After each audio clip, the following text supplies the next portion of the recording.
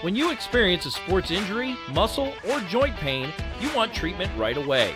Parkview Ortho Express provides same-day orthopedic and sports injury care without referral or appointment, offering diagnostics, x-ray, region's only body composition DEXA scan right inside of the Sport One Parkview Fieldhouse. Walk in Monday through Thursday, 7 to 7, Friday, 7 to 5, and Saturday, 8 to noon. For more information, go to parkviewsportsmedicine.com/orthoexpress. It's the comets. Comets falling from the sky. Comets falling from the sky. Comets falling from the sky. Comets falling from the sky. Comets falling from the sky. Comets falling from the sky. Comets falling from the sky. Comets falling from the sky. This is the first time I've been able to do this kind of more complete understanding or view of your body. One of the things that's really important about this is that it's kind of legitimizing us as athletes. Parkview Sports Medicine. Game on.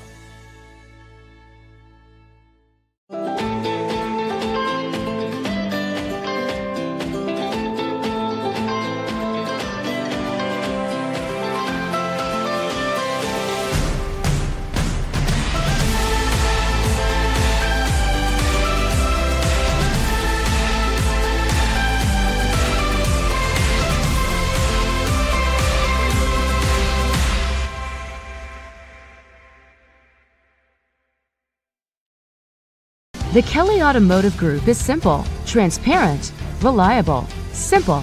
Our customer specialists make buying a car easy and fun. Transparent. Our price listed is the best price. No hassle, no gimmicks. Reliable. Buy with confidence and peace of mind. We work hard to ensure the best value however you shop. Choose from over 60 vehicles under $10,000. Visit drivekelly.com. The Kelly Automotive Group. Simple, transparent, reliable. Concussions. They're a concern for parents of athletes in any sport. That's why Parkview Sports Medicine is leading the way with the area's first concussion clinic. Our integrated sports medicine team utilizes an innovative, evidence-based approach to manage athletic-related head injuries in those 14 and older, providing comprehensive care to get the athlete you love safely back in play. To schedule an appointment, call Parkview Sports Medicine at 266-4007. Reaching higher, pushing further. Parkview Sports Medicine. Game on. Get mad about blue. Get mad about your Fort Wayne Mad Ants. When looking for the best basketball action in town, it's the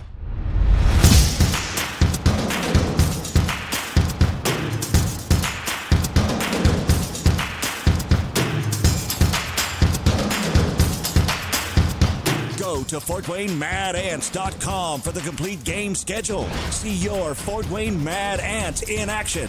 Get mad about blue. I chose St. Francis because they made a promise that I would have real-world experience that I could take when I graduated, and they delivered on that promise. For me, the classroom only gets you so far, so they're setting you up with an internship. I had a mentor that they set me up with that was a CEO of a DuPont hospital in Fort Wayne. They offer degrees in accounting, business administration, risk management and insurance, marketing, and finance. You know, they just did a great job of the full circle of not only the education but also the experience. Parkview Sports Medicine, especially since I've been a pro, has been a place where my game has really been able to develop in multiple facets. Injury prevention, maintenance, physical therapy, weightlifting, agility work, all the things that I need to do in order to have an NBA body. This is the place for me to go when I come back home and I need to get a workout in. Always welcome me back with open arms. Parkview Sports Medicine. Game on. Both runners are running, play coming home. From the crucial plays to the highlight of the game to the victory celebration, we are there. Summit City Sports isn't just a business, it's a group of companies investing in the youth of Fort Wayne athletics. It's because of Parkview Sports Medicine, because of Kelly Automotive Group, Indiana Wesleyan University, University of St. Francis, and Big Eye Fish, that we can produce our broadcast viewed by hundreds of thousands in Northeast Indiana. Support Summit City Sports. Become a sponsor. Join our winning team today.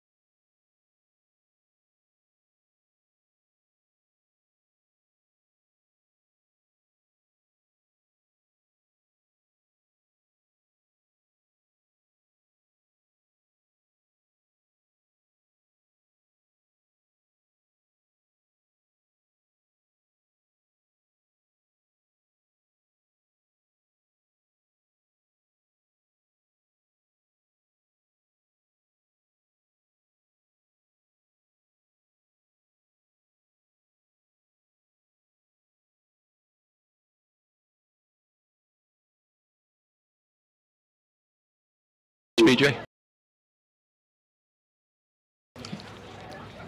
Solid again. Yeah, there is so much to say here. I mean, when I gotta say 3 whole paragraphs, I end up, like muddling through a few words.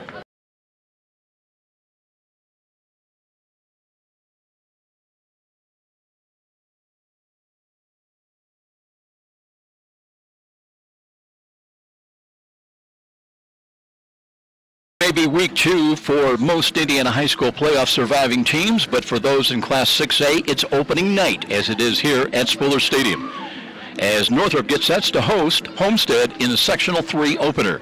Good news about tonight for 6A teams. You win tonight, you play for a sectional championship next week.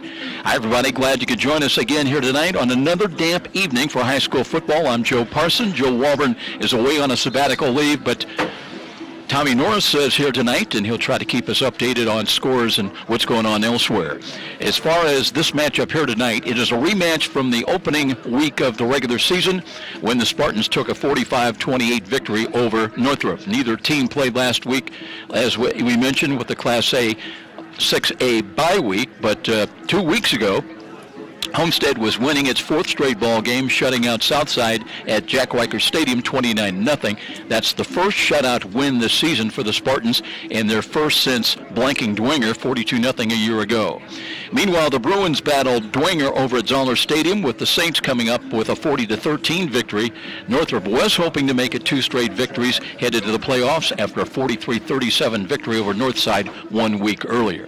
Sectional 3 opener here tonight, Spartans-Bruins. Winner takes on the Carroll Snyder winner next Friday night for a sectional championship. We will step out for a timeout, then return with our Jefferson Point pregame show. We'll also check in with both head coaches upon our return and see what their thoughts are on this tournament Friday night.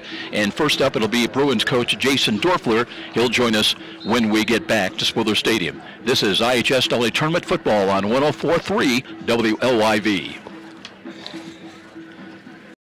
Parkview Sports Medicine is an integrated sports medicine team.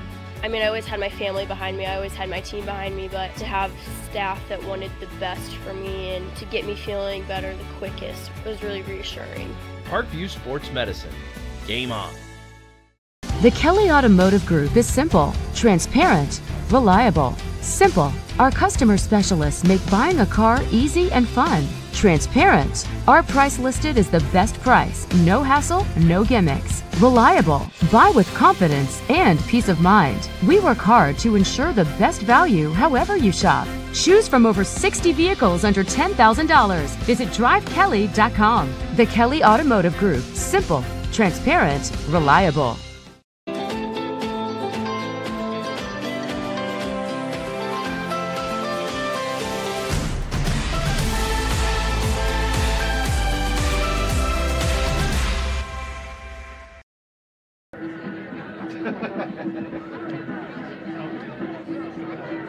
Kelly Automotive Group is simple, transparent, reliable. Simple. Our customer specialists make buying a car easy and fun. Transparent. Our price listed is the best price. No hassle, no gimmicks. Reliable. Buy with confidence and peace of mind. We work hard to ensure the best value however you shop. Choose from over 60 vehicles under $10,000. Visit drivekelly.com. The Kelly Automotive Group. Simple, transparent, reliable.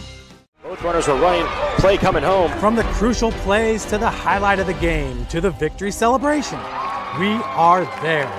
Summit City Sports isn't just a business, it's a group of companies investing in the youth of Fort Wayne athletics. It's because of Parkview Sports Medicine, because of Kelly Automotive Group, Indiana Wesleyan University, University of St. Francis, and Big Eye Fish, that we can produce our broadcast viewed by hundreds of thousands in Northeast Indiana. Support Summit City Sports. Become a sponsor. Join our winning team today.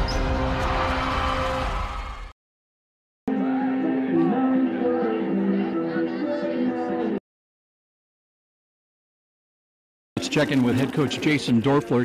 You know, Coach, I'm not that old that I still do remember you as a senior playing for your dad over at Concordia. And I want to ask you, when you're going into that playoff game as a senior, you can relate a little bit what these kids are thinking about, knowing that there's a chance it might be their last game. You know, what do you, when you think back, what do you remember as a senior going into the playoffs? Yeah, I mean, there's a sense of finality to it, and you know, you realize that this could very well be the last one. You know, wearing the helmets and strapping up the cleats and doing it with your teammates. And, you know, it's an uneasy feeling, but it also brings people really close together, and teams can go on some magical runs. You know, you look at this Bruin football team this year, there have been games where, well, nobody questions whether Northrop can score. I mean, you put them up with the best of them, and on a given night you can compete with anybody in the SAC. The question always is kind of, what do you have to do to improve defensively? Right. Well, yeah, and we've made strides. Later in the year, we really struggled with injuries to our defense, and but there were times throughout the year that we played really, really good defense. You know, we held Concordia to 7.5 points. You know, and that 1-7 was a 70-yard pass right at the end of the quarter. So, you know, there's been glimpses of it, and we just got to put it all together, create some turnovers, and our kids believe that we can win, and they should, because we've been in every game. You know, we're a few plays away from being 6-3, and this being kind of the game of the week type thing. So probably as much as turnovers as anything. I want to turn our attention back to that season opening game against Homestead. Got down in a big hole, but what caught my eye, your kids didn't quit. Came back with 2 late touchdowns and cut the gap. And what have you told your kids about tonight's rematch? Well, we're going to have to play a little bit better than we did in the week one. We turned the ball over, and we were we gave up huge chunks of field position in the kicking game, and that's going to be another big one with potential wet weather and you know, field conditions not being great. We got to be sound in the kicking game and make tackles defensively, and punting in the mud is sometimes okay, you know, and we got to realize that, not force things and turn it over. Sounds like such a simple game, doesn't it? It sounds simple, exactly right. So Homestead presents a huge challenge, but our guys are up for it. Head coach Jason Dorfler in his 5th year, head man of the Northrop Bruins, come in with a 3-6 record, as he mentioned. That ties them for 7th place in the SAC. They are actually 3-1 here at home. Now, if you want to throw in the Snyder game, the Snyder Bruins also play at Spiller Stadium. Technically, they're 3-2. A year ago, the Bruins were 2-8. They lost the sectional in the sectional first round at Carroll, 42-34. Chad Zolman in his 15th year as head man of Homestead. He'll join us after this 3-minute timeout. This is IHSAA football on 104.3 WLYV.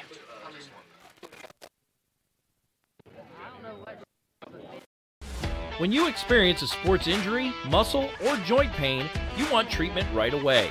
Parkview Ortho Express provides same-day orthopedic and sports injury care without referral or appointment, offering diagnostics, x-rays, the region's only body composition DEXA scan right inside of the Sport One Parkview Fieldhouse. Walk in Monday through Thursday, 7 to 7, Friday, 7 to 5, and Saturday, 8 to noon. For more information, go to parkviewsportsmedicine.com/orthoexpress. It's the comets. Comets falling from the sky. Comets falling from the sky. Comets falling from the sky. Comets falling from the sky. Comets falling from the sky. Comets falling from the sky. Comets falling from the sky. Comets falling from the sky. This is the first time I've been able to do this kind of more complete understanding or view of your body. One of the things that's really important about this is that it's kind of legitimizing us as athletes. Parkview Sports Medicine. Game on.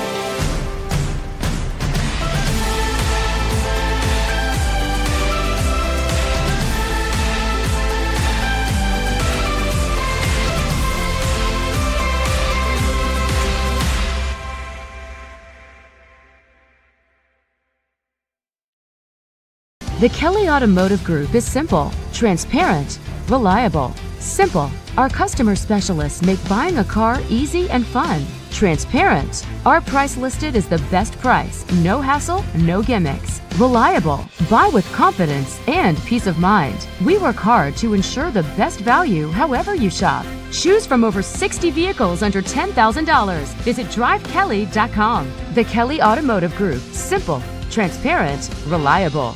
Concussions. They're a concern for parents of athletes in any sport. That's why Parkview Sports Medicine is leading the way with the area's first concussion clinic. Our integrated sports medicine team utilizes an innovative, evidence-based approach to manage athletic-related head injuries in those 14 and older, providing comprehensive care to get the athlete you love safely back in play. To schedule an appointment, call Parkview Sports Medicine at 266-4007. Reaching higher, pushing further. Parkview Sports Medicine. Game on. Get mad about blue. Get mad about your Fort Wayne Mad Ants. When looking for the best basketball action in town, it's the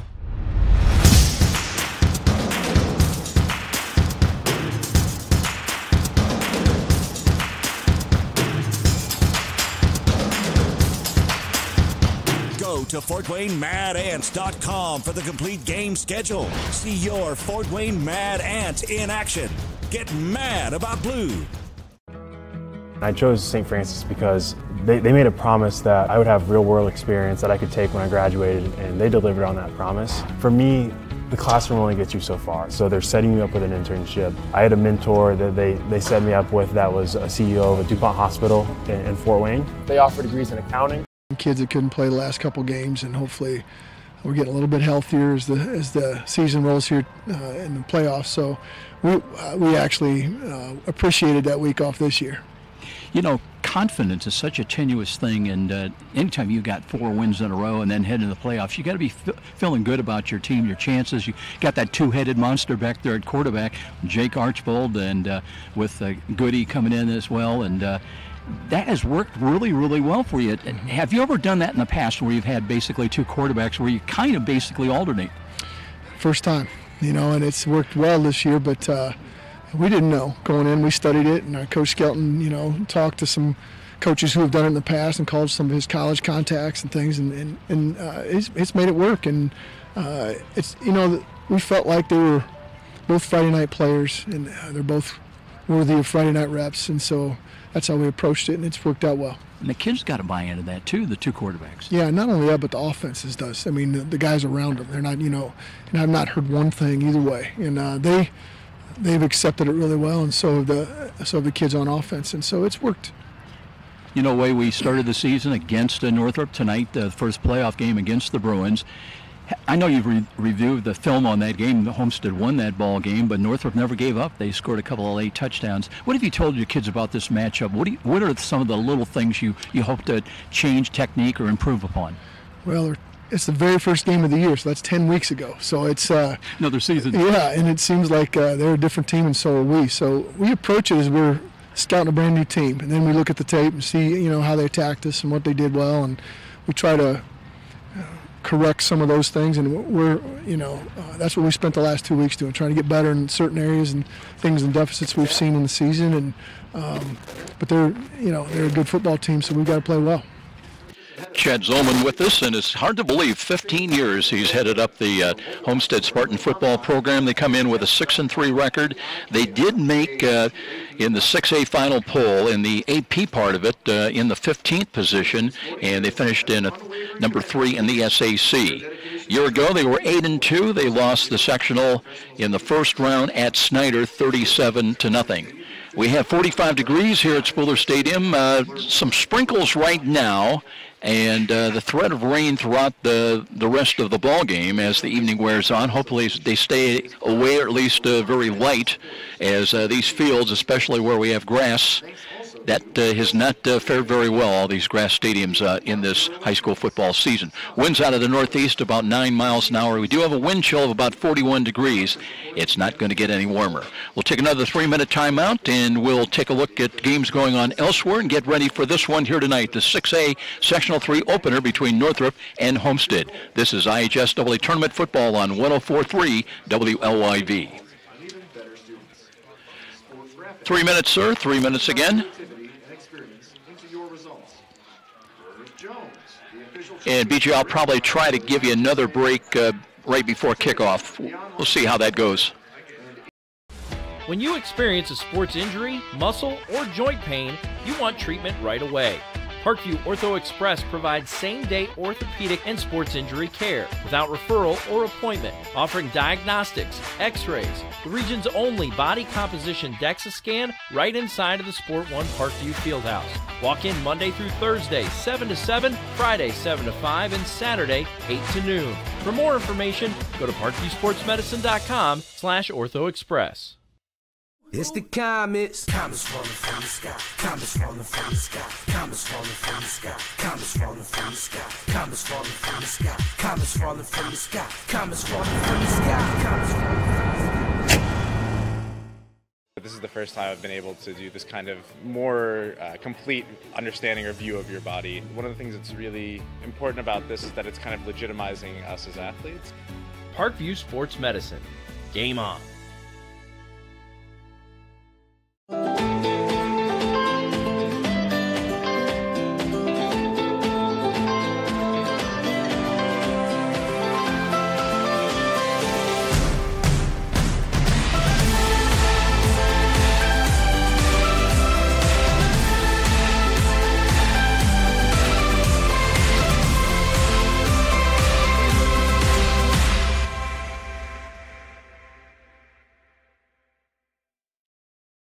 The Kelly Automotive Group is simple, transparent, reliable. Simple. Our customer specialists make buying a car easy and fun. Transparent. Our price listed is the best price. No hassle, no gimmicks. Reliable. Buy with confidence and peace of mind. We work hard to ensure the best value however you shop. Choose from over 60 vehicles under $10,000. Visit drivekelly.com. The Kelly Automotive Group. Simple, transparent, reliable.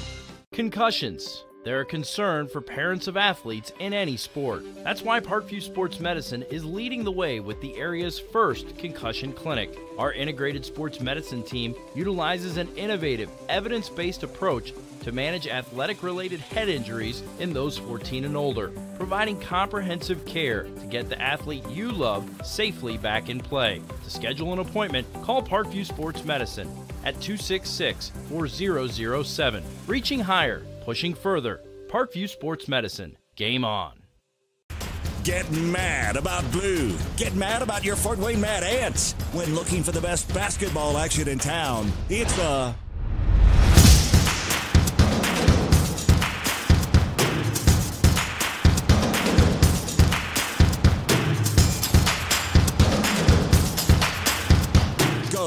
Some casino, I think, somewhere, but that's another story. Glad you could join us here tonight. As we mentioned, 45 degrees and some light sprinkles here just ahead of kickoff. And the winner of tonight's 6A Sectional 3 semifinals, they'll face the Snyder-Carroll victor next Friday night for the Sectional Championship. If Homestead wins this ball game, the Spartans, they would be home against, well, if the Bruins win, they would be at Snyder. That game would be played here at Spooler Stadium, or if the Bruins win, they would also be taking on Carroll next week. And the Spartans, if they win, they're going to be home against either Snyder or Carroll. Some of the other matchups elsewhere in 4A, it's Wayne at New Haven. That's a very big ball game. The other matchup in that 4A Sectional 23 bracket has Leo playing at Bishop Dwenger, which is a game actually over at Bishop Loers, at Loers Field. Dwenger right now number 2 in both polls. Wayne, if Wayne wins, they would take on BD. They would host the Saints, and they would be at Leo if Leo should defeat Bishop Dwenger tonight. As far as New Haven, they would be at Leo. In fact, they're going to be on the road either way if they win the ball game tonight, at Leo or at Bishop Dwenger. Spartans are out on the field. The Northrop Bruins have joined them. We'll be getting the meeting at midfield with the referee tonight. His name is Jeff Carmichael. We'll have the reenactment of the coin toss coming up. The 3A Sectional 28 bracket has West Noble taking on Bishop Loers. Loers number 9, their highest ranking in either poll. The other bracket has Concordia. They're at Zollner Stadium tonight facing Belmont. Belmont does have one win this year, and Concordia ranked number 10. Cadets would host Bishop Loers if both teams win tonight, and it would be the Cadets if they win at West Noble next week. Trying to, we do not have our wireless down on the field, so we'll just take a look down there to see what Jeff Carmichael and Looks like they're repositioning the teams, and they'll let us know here shortly. As it looks like Homestead has won the toss, deferred, I believe. And it will be Northrop to get the football first. As we will be ready to get this one underway, we'll step out for a quick 30-second timeout, and we'll be back with more tournament football. This is IHSAA Tournament Football on 104.3 WLYV.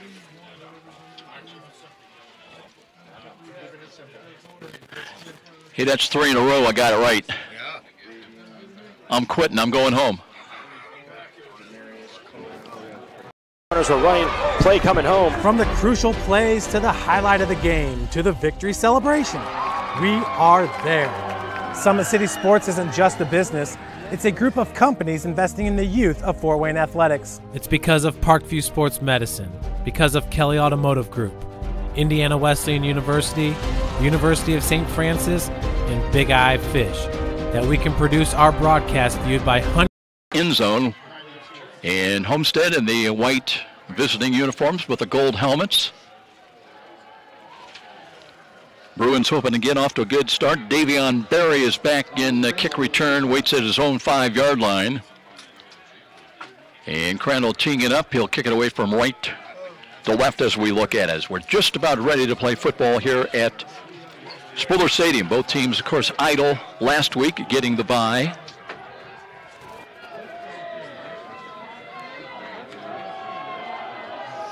Everybody trying to stay loose on this cool, damp evening here in Fort Wayne.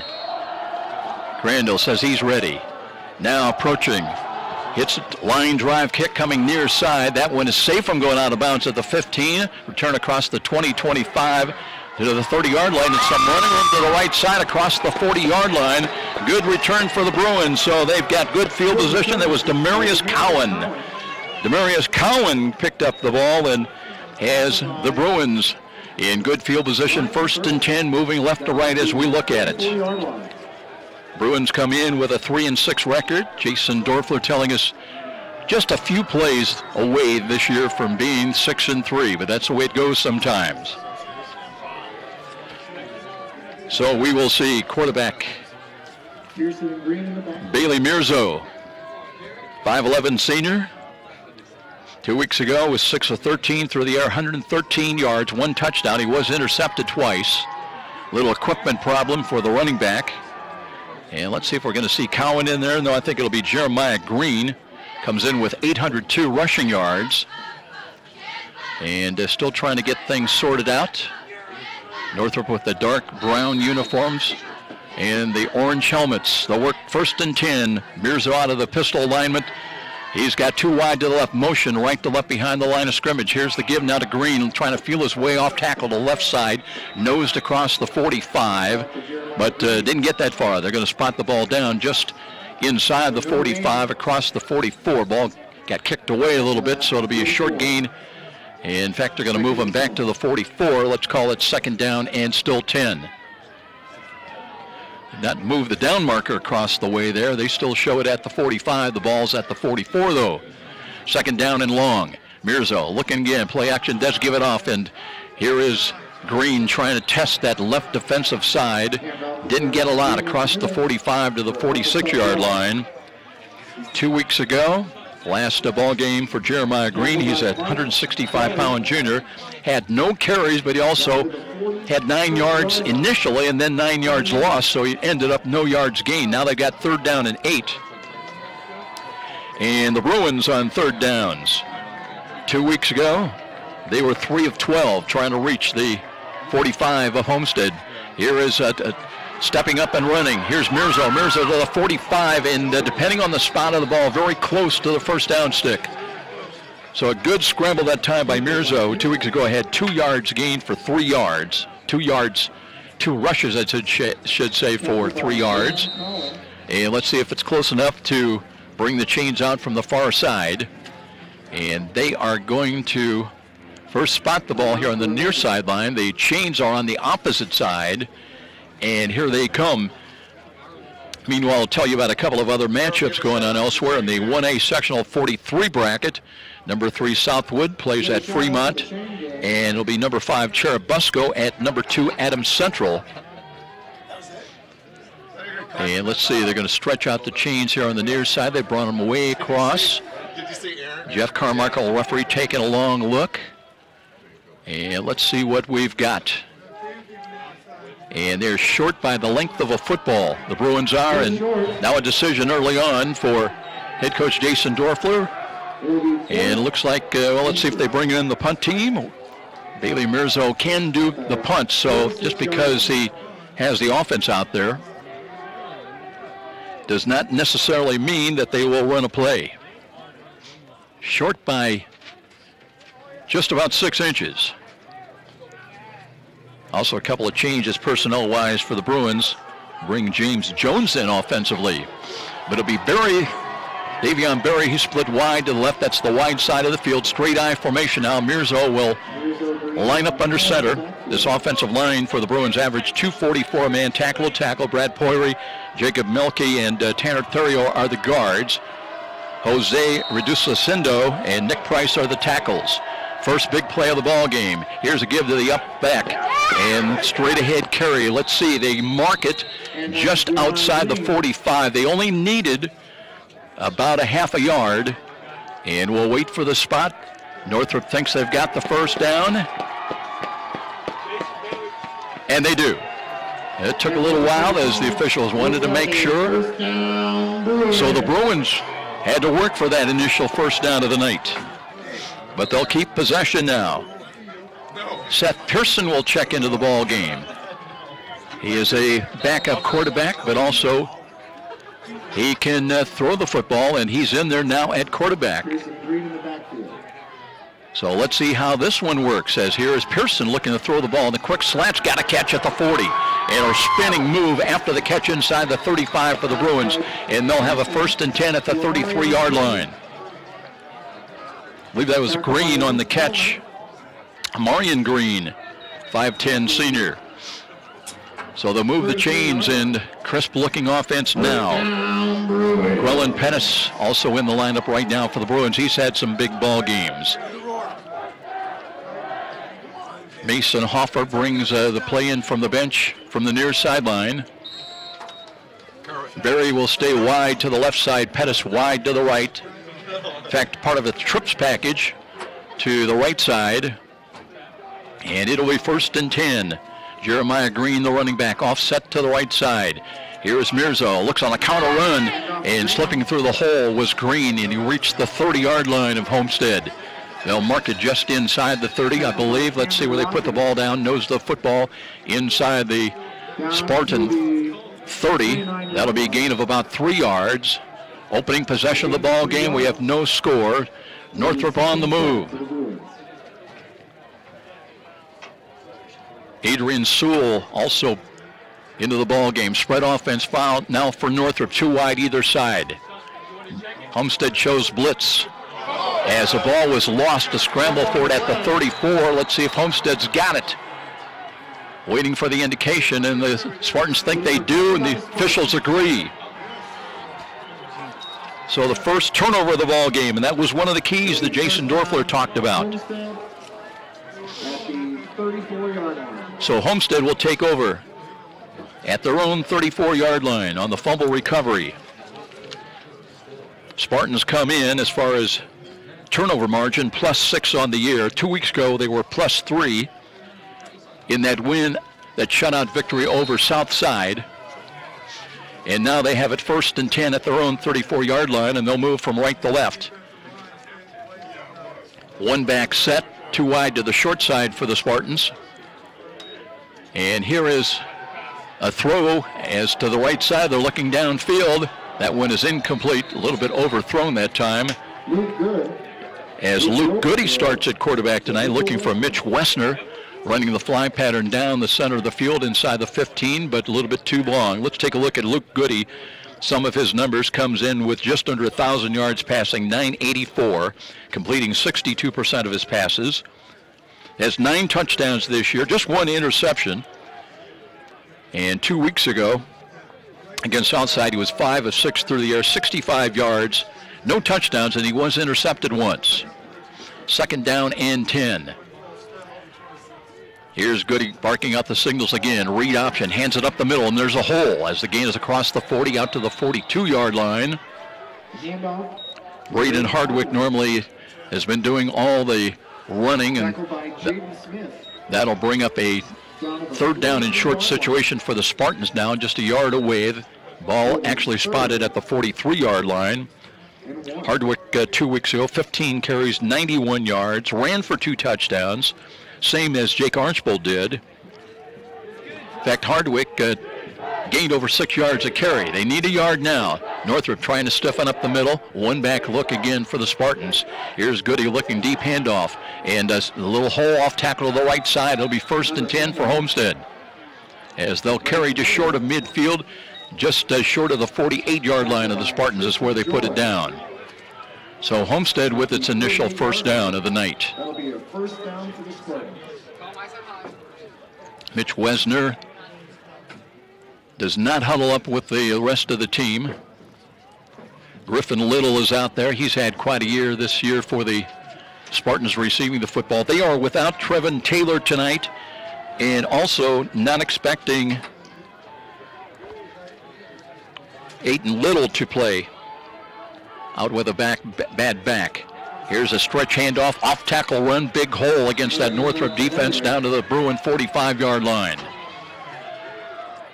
So again, Homestead able to open up holes. They average 250 a man tackle to tackle. This offensive line starting Robert McGrory along with Evan Query at one guard, Brady Parker the other guard, Max Rubel and Porter Hott are the tackles.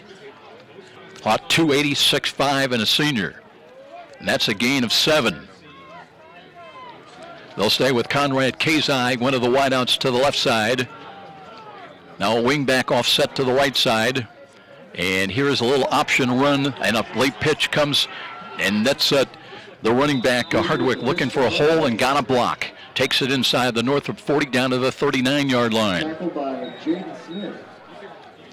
Down to the 39-yard line for a first down. Again, they'll pick up a new set of downs on that run. Hard to believe Hardwick, just a sophomore, 5'9", 165. 1st and 10, Spartans now putting something together, trying to capitalize on the fumble recovery at their own 34-yard line. They've got it at the Bruin 39. They'll work from the right side hash mark now. 1st and 10 again. Pistol set up again, and here is Goody looking right side, hands it off, and a nice nifty move, turning the corner down the right sidelines goes Hardwick. He's got another first down. Little inside and outside move as he ran off tackle to the right, and they'll move the chains once again. The Spartans on the move and doing it on the ground.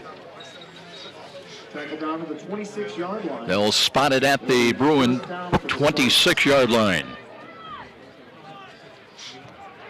This time Homestead not really huddling up, just standing kind of loosely and waiting for the play to be brought in. And now Goody will bring him up to the line of scrimmage once again. This time Hardwick offset to the left side. Coming up, Northrop comes up in press coverage. Now they flip-flop the tight ends to the right, including Griffin Little. And here's Goody looking at Hardwick again. Hardwick gets out of one tackle, steps by. Another got to the 21 as he angles to his right side. So Hardwick running strong here in the early going of this football game, as the clock will take us down close to 6 minutes on this opening drive by Homestead after the fumble recovery at their own 34. Northrop had the ball first, was moving the ball, but then turned it over. That's going to be a gain of 6, 2nd down and 4. And you would expect that Homestead having success on the ground, they'll stay with the run game. Again, Northrop comes up and press, and there's a ball got away from Goody, but runs up the middle, cuts to his left, gets by one's got a chance to score, and he will on a scramble run. Good for 20 yards at the 5:41 mark. So that wasn't supposed to happen. That's not the way Chad Zolman drew that one up, a high ball that was batted in the air.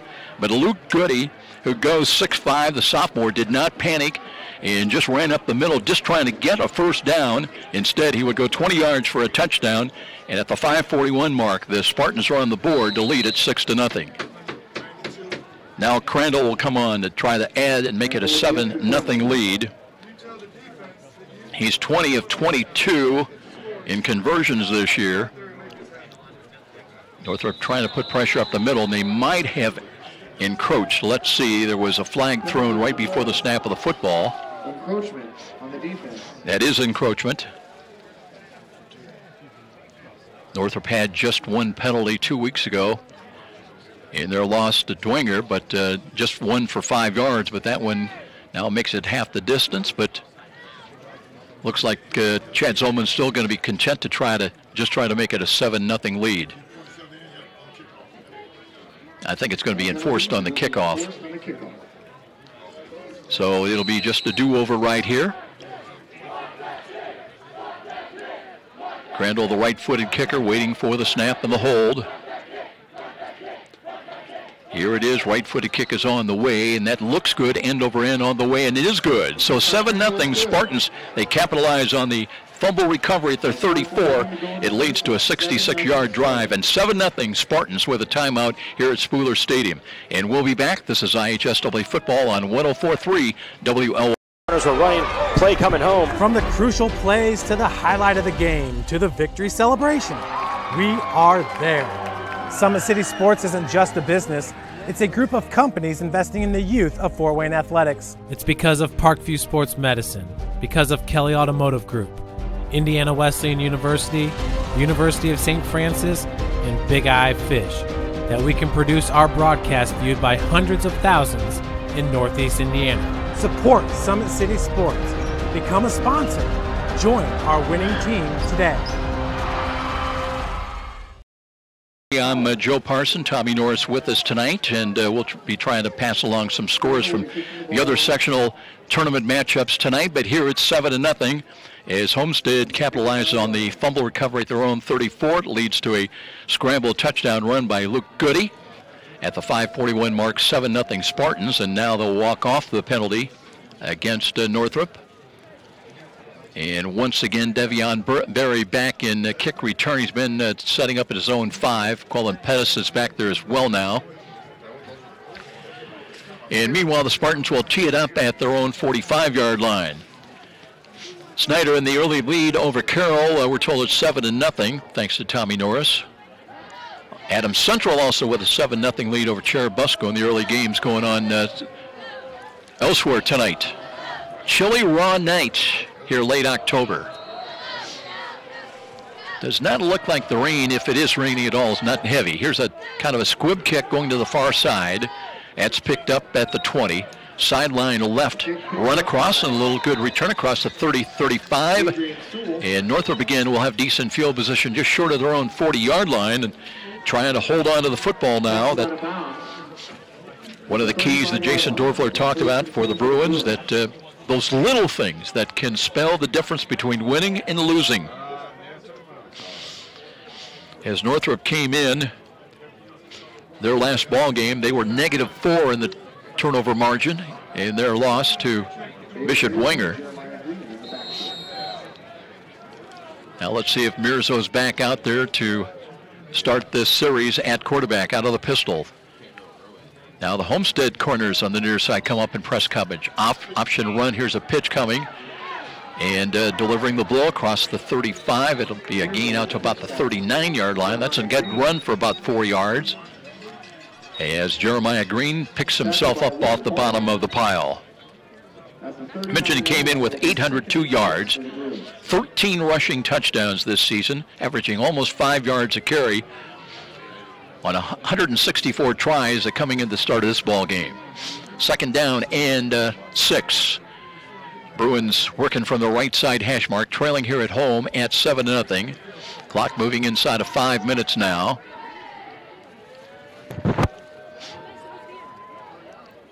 Long count from the line of scrimmage for Mirzo. Mirzo looking at the read option, calls his own number. Up the middle, steps out. He's in the second level. And across midfield, still on his feet. Backpedals inside the 40-yard line, pushing the pile down to the 35. And everybody gets involved now. All 22 out there in this rugby type of scrum. And they'll mark Mirzo finally down at the 34-yard line. It'll be a first down on a big play up the middle by Bailey Mirzo. A lot of people forget about Mirzo in his ability to run the football. Came in with 113 tries, 9 rushing touchdowns, 411 yards. check it, 8 touchdowns and 411 yards. But has, once again, the Bruins into Spartan territory, 1st and 10. And they're right where they fumbled the ball last trip down here. 7-0 Homestead. Blitz being shown. Here's a straight-ahead carry. Homestead defends that well. The gain down inside the 33. Again, let's see if that's Jeremiah Green getting in there, as we'll have a change now. Personnel-wise, Jordan McClung will come into the ball game. McClung is a 6'2 junior. Gain of a couple. Let's call it 2nd down and 8. I believe Demarius Cowan has checked in now as the running back, offset to the right side. 2 wide either side of the field. Short drop. Here's a throw to the right. Low ball. Trying to pick it up the bottom of the turf. That was Amarian Green, and did get caught that ball, got the hands underneath it as it was dying. A little throw that time by Bailey Mirzo, but they'll spot it at the 29, but it still is going to bring up the 3rd down call, as the Bruins are going to need about long 4, let's call it. Barry sent wide to the left side once again. Adrian Sewell will join him, and so will Amarian Green. 3 wide to the left on this 3rd down call for the Bruins. Trying to reach inside the 25. Option run to the right. Mirzo kept it himself and is going to get only to the 29. Tackled by Nick Martin. Nick Martin credited with coming in on the stop. Martin, the linebacker, 6'1". He's a junior, 185. Had 5 tackles last week against Southside. 2 of them for loss. He also had 1 of the 3 sacks registered by the Spartans against the Archers in the regular season finale. 4th down, the Bruins going to go for it, and they still need 5. Mirzo flip-flops the running back to the right side now. Cowan, long count from the line of scrimmage, trying to draw Homestead off. Now takes the snap, and let's see. Play clock, did it run out? We'll wait to Jeff Carmichael, referee, to let us know. It is going to be delay of game against Northrop. Mirzo tried to come with a bit of a hard count. See if that changes things now as far as Jason Dorfler, where they're going to go. It'll be 4th and 10 with the ball at the 34. And they do spread the field with 2 wide either side of the field. Needing 10. Mirzo checks to his left, now wants to flip-flop the running back again. Offset behind him to the right. Does run the play, pump fake, now throws it. Here's a tough ball, and that one, really nobody home. Miscommunication that time. Adrian Sewell was running down and out, but the pass was into the flat, so it'll be a 4th down stop. And once again, it'll be Homestead's football at their own 34-yard line. Last time that happened on a turnover, they managed a 66-yard drive and took the lead on a 20-yard scramble run by Luke Goody. Now they're going to bring Jake Archbold in to quarterback things on this series.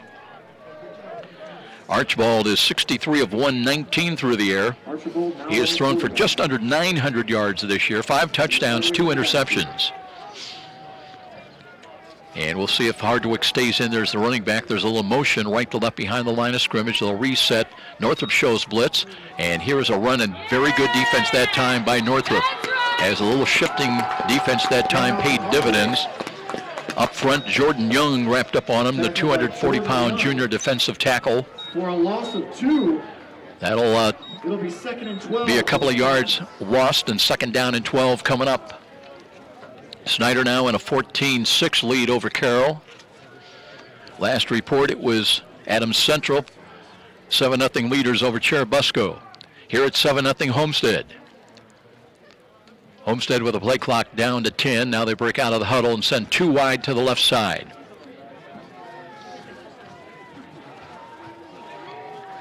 A little motion now, and here's a quarterback keeper call. That's Archbold, runs hard across the 35 to the 40 and up to about the 42-yard line. Jake Archbold ran for 2 touchdowns his last ball game against Southside. Comes up just about 2 yards short of the 1st down stick. Spartans trying to reach their own 34. And the football spotted at the Spartan 33. Check it at the 37, trying to reach the 45. Kazai in is the lone wide to the left side. Wingback sets up on the right wing. And once again, here's Archibald. He runs right side. He's got the first down. Brings it up across midfield. And actually a knee hit back on the Homestead side of midfield at the 49, just across the 48. But that will be a first down for Homestead, and they keep the drive alive and a new set of downs to work with. We were talking to Bob Shank, athletic director here at Northrop before the ball game, and remarking we have seen some really tough fields of the year, the grass fields in the SAC, but not so much Spooler. As, by the way, we have 000 up on the clock, so we've reached the end of the first quarter. 7-0 Homestead. We'll take a 1-minute timeout, and we'll be back with more. This is IHSAA football on 104.3. Parkview Sports Medicine is an integrated sports medicine team. We're treating injuries when and where they happen, and working to prevent them before they do. We believe the best care is coordinated care, helping ensure you get the individualized services you need every step of the way, offering innovative treatment techniques to get you or the athlete you love back in play. Reaching higher, pushing further. Parkview Sports Medicine. Game on.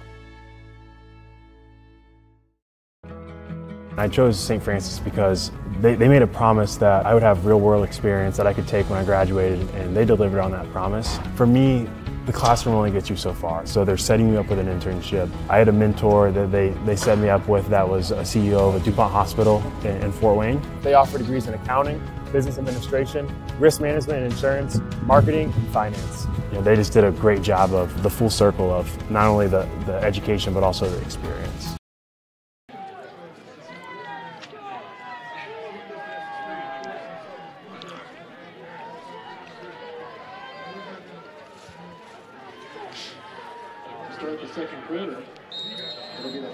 First and 10, Homestead. They've got it at their own 49-yard line. Now moving from left to right as we look at it. Cam Rogers checks into the ball game. He's on the right side wing. Shotgun formation now, motion back to the near side. Here comes Northrop on a blitz, straight ahead carry. And once again, that'll be a gain inside the Bruin 45 to the 44-yard line. Penalty flag is thrown by referee Jeff Carmichael back around in the backfield of Homestead at the 44. And we'll see what this is going to be about. This is a rematch from the season opener August 17th. Homestead won that 45-28. They led at halftime 28-7. Bruins had a 21-point fourth quarter, though, trying to battle back. They never gave up. Legal shift is the call against the Spartans. It's a 5-yard penalty. They'll bring it back. 2 weeks ago, Homestead against Southside had 3 penalties for 47 yards. They're averaging just over 61 yards a game in penalties.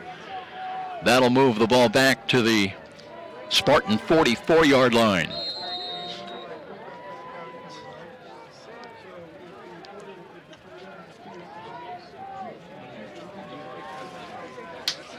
Spartans making a personnel change also. Luke Goody now comes back out there. So now he'll bring his team up the line of scrimmage. It'll be first down and 15. 11:35 remains in the first half. Option run, no, they'll hand it off.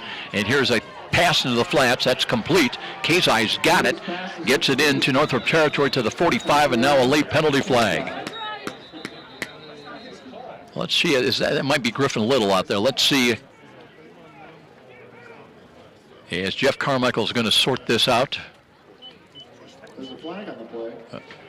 Have to see if it was a late hit or some other extracurricular there on the Spartan side of things. Officials conferring, gathering, and now talking to referee Carmichael.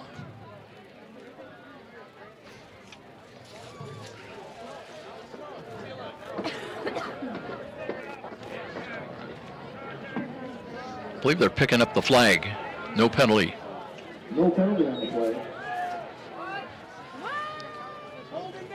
So the play stands, and that was a gain That'll bring up second down and a long 4 for the Spartans, and it's spotted squarely on the 45-yard line of Northrop. Archibald comes back in now. Chad Zolman was talking about the first time he's ever done that in his 15 years with the kind of alternating quarterbacks. Here's a counter run. And no, it's a keeper play by Archibald, and he finds a hole again inside this porous run defense of Northrop and brings it down inside the 35 to the 32-yard line. Did a good job selling it on the sweep handoff to the left far side. And Archibald with a keeper. And he's got himself a first down, and the Spartans will have it at the Northrop 33, just inside the 33-yard line. Cam Rogers started off the field, now checks back in, the 210-pound junior, son of Ben Rogers, who among other things played at the University of St. Francis. That 1st and 10 for the Spartans, on the move again, 2 wide to the right side. Archibald out of the pistol, looks again to Hardwick. Hardwick feeling his way, got a block now, lead block from Archibald. There's a penalty flag thrown though, as the gain by Hardwick was all the way down to the 15-yard line. That one may be coming back.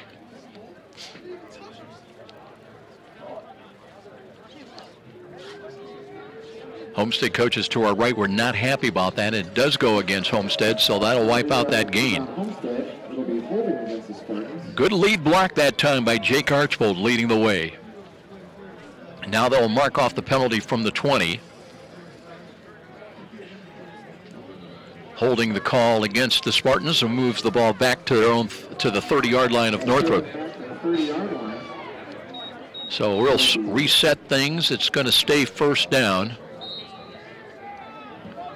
And it'll be first down still in 10 at the 30.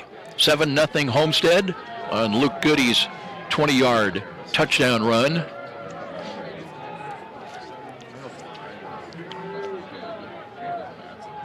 Nick Martin is in. He's tight to the left side offensively. Here's a quick pass on the screen. That one's dropped.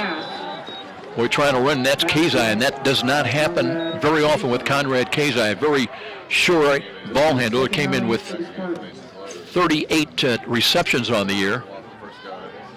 But the drop ball stops the clock with 10:08 remaining and brings up second down and 10. A couple of other scores now. Concordia in a tie game, and they're tied up with Belmont at 7-7. Still Snyder leading Carroll 14-6. Second down and 10. Spartans work from their own right side hash mark. Now we have whistles on the field. And a timeout is going to be charged down there. Let's see who this one might be, more of an equipment type of thing. Jeff Carmichael, our referee, is going to let us know. Officials timeout. I think they got a problem with the 25-second clock is what the, and both of them look like they're outright for a moment. So while they work on that, 7-0 our score. Let's step out for a 30-second break as well. This is IHSAA football on 104.3 WLYV. Runners are running, play coming home. From the crucial plays to the highlight of the game to the victory celebration, we are there. Summit City Sports isn't just a business, it's a group of companies investing in the youth of Fort Wayne athletics. It's because of Parkview Sports Medicine, because of Kelly Automotive Group, Indiana Wesleyan University, University of St. Francis, and Big Eye Fish, that we can produce our broadcast viewed by hundreds of thousands in Northeast Indiana. Support Summit City Sports. Become a sponsor. Join our winning team today. Got things corrected, so here's a run by Archibald. Jake Archibald working to the left side and just picks his way as he runs for a first down, angling out of bounds in the side of the 20-yard line of the Bruins. Almost called him Nate Archibald. Of course, his father, Darren, was a great player, and I think he played both football and basketball at Norwell. It'll be first and 10, though, for the Spartans on the move again. And they'll have it right at the 15 of the Bruins, working from the left side hash mark. 2 wide coming to the right. That'll include Mitch Wessner out here. And here's Archibald, has got motion left to right, and looks on the read option, cuts back to his left side, steps out of a tackle, and he's on his way again. Just cartwheels down close to the first down stick. Might be about a yard short, but he's going to pick up 8-9 yards as Archibald, all the influence was to the right, the wide side of the field. Archibald picking his way back to the left. But once again, they're backing up, and I believe we've got another penalty against Homestead. That'll move the ball back outside the 20 to the 21. So a couple of times now, Homestead has had big gainers wiped out because of mistakes. First down and 15 from the 21.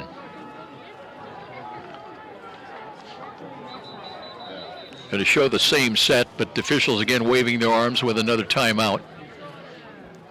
The officials timeout and pointing, and I think we've got an equipment problem again, might be with Griffin Little.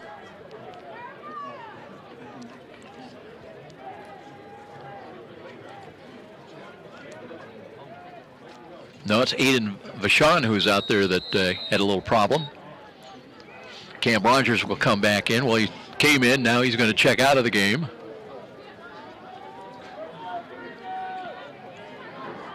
And here we go now on 1st and 15. Archibald in, still at quarterback. Motion to the right side on a sweep. They hand it off again. Here's Hardwick. Check it. It's Kazai looking for running room. Did not find it. And the Bruins swarm upon him with a good defensive play. Once again, Jordan Young leading the way. Got in there. They mentioned his name a couple of times already in this first half, but had a lot of help from his friends. James Jones was there. They need him tonight. The 6'2 senior comes in with 5 sacks, 10 tackles for loss. And that is a loss back outside the 24-yard line. So it'll be second down and even longer. Second down and 19 with the ball at the 24. This time Homestead shows 3 wide to the left side. Wessner, the lone wide to the right. Archibald drops to throw, steps up, wants to run, cuts to his right, cuts to the 20, 15, 10. Again, upended on the tackle leading that way. That was Amarian Green that stopped him from scoring, but he's all the way down inside the 10-yard line to the 9. Not enough for a first down. It'll be third. Jake Archibald, a 6'1 junior, 190 pounds. Comes up short of the first down stick. It'll be third down and a long 4. Clock will run inside of 8 minutes before this snap of the football. Archibald now has got the play wagged in from the far sidelines. Hardwick, the running back, offset to the left. Motion now, Wessner right to left. And near the read option, and here again is Archibald. Cuts down to the 10-yard line. It'll bring up 4th down.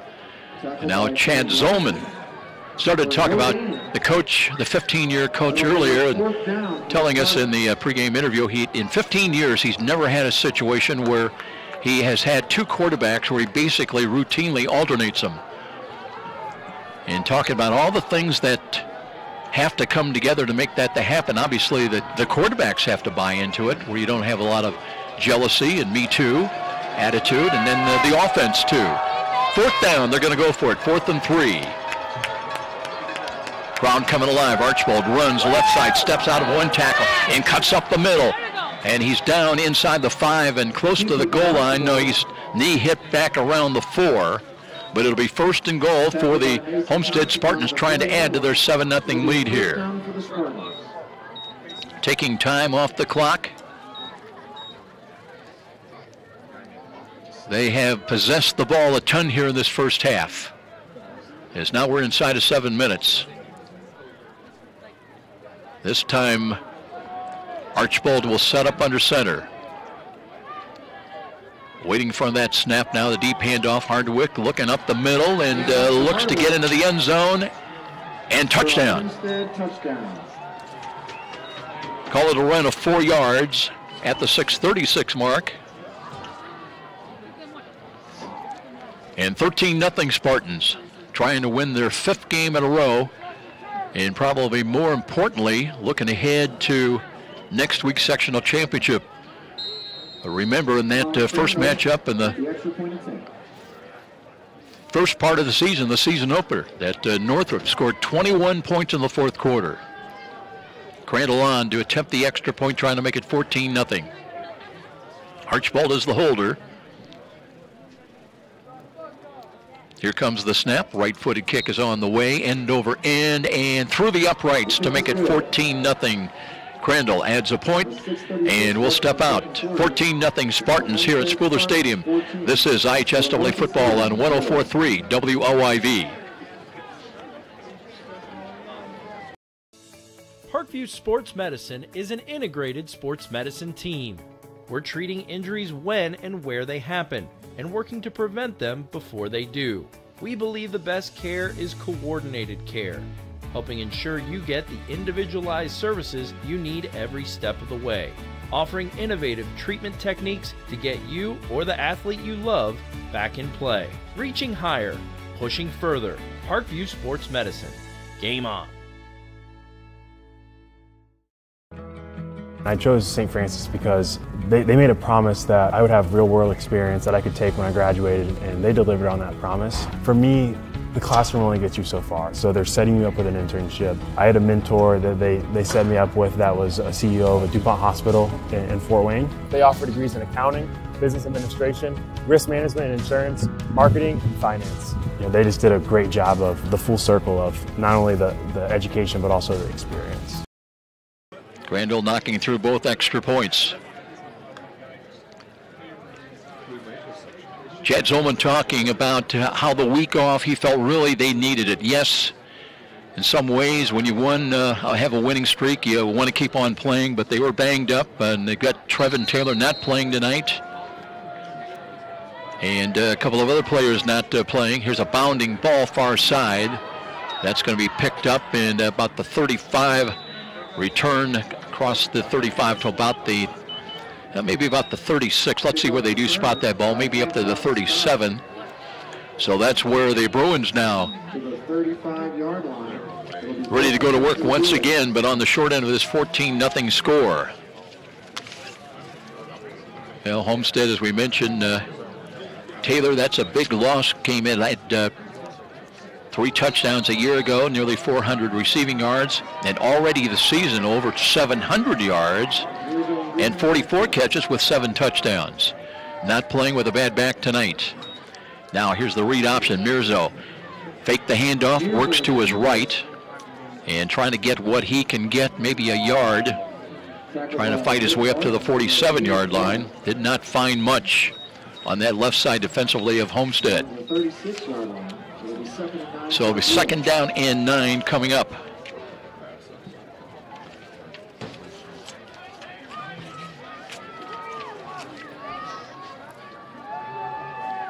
Mirzo has 3 wide to the left. The wide side of the field.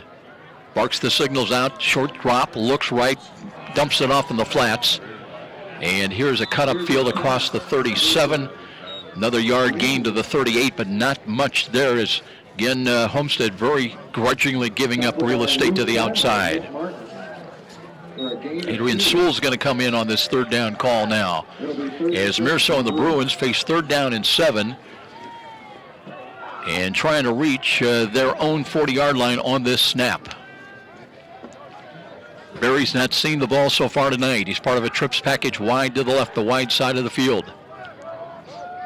Homestead defensively playing off. Here's Mirzo, looks, steps up, scrambles, and kind of lost his balance, but stays on his feet, throws the ball. Here's a diving attempt for it, and the ball, is it caught? Let's see, it is at the 44. I believe that was Pettis that went down and got it. Tackled by Conrad.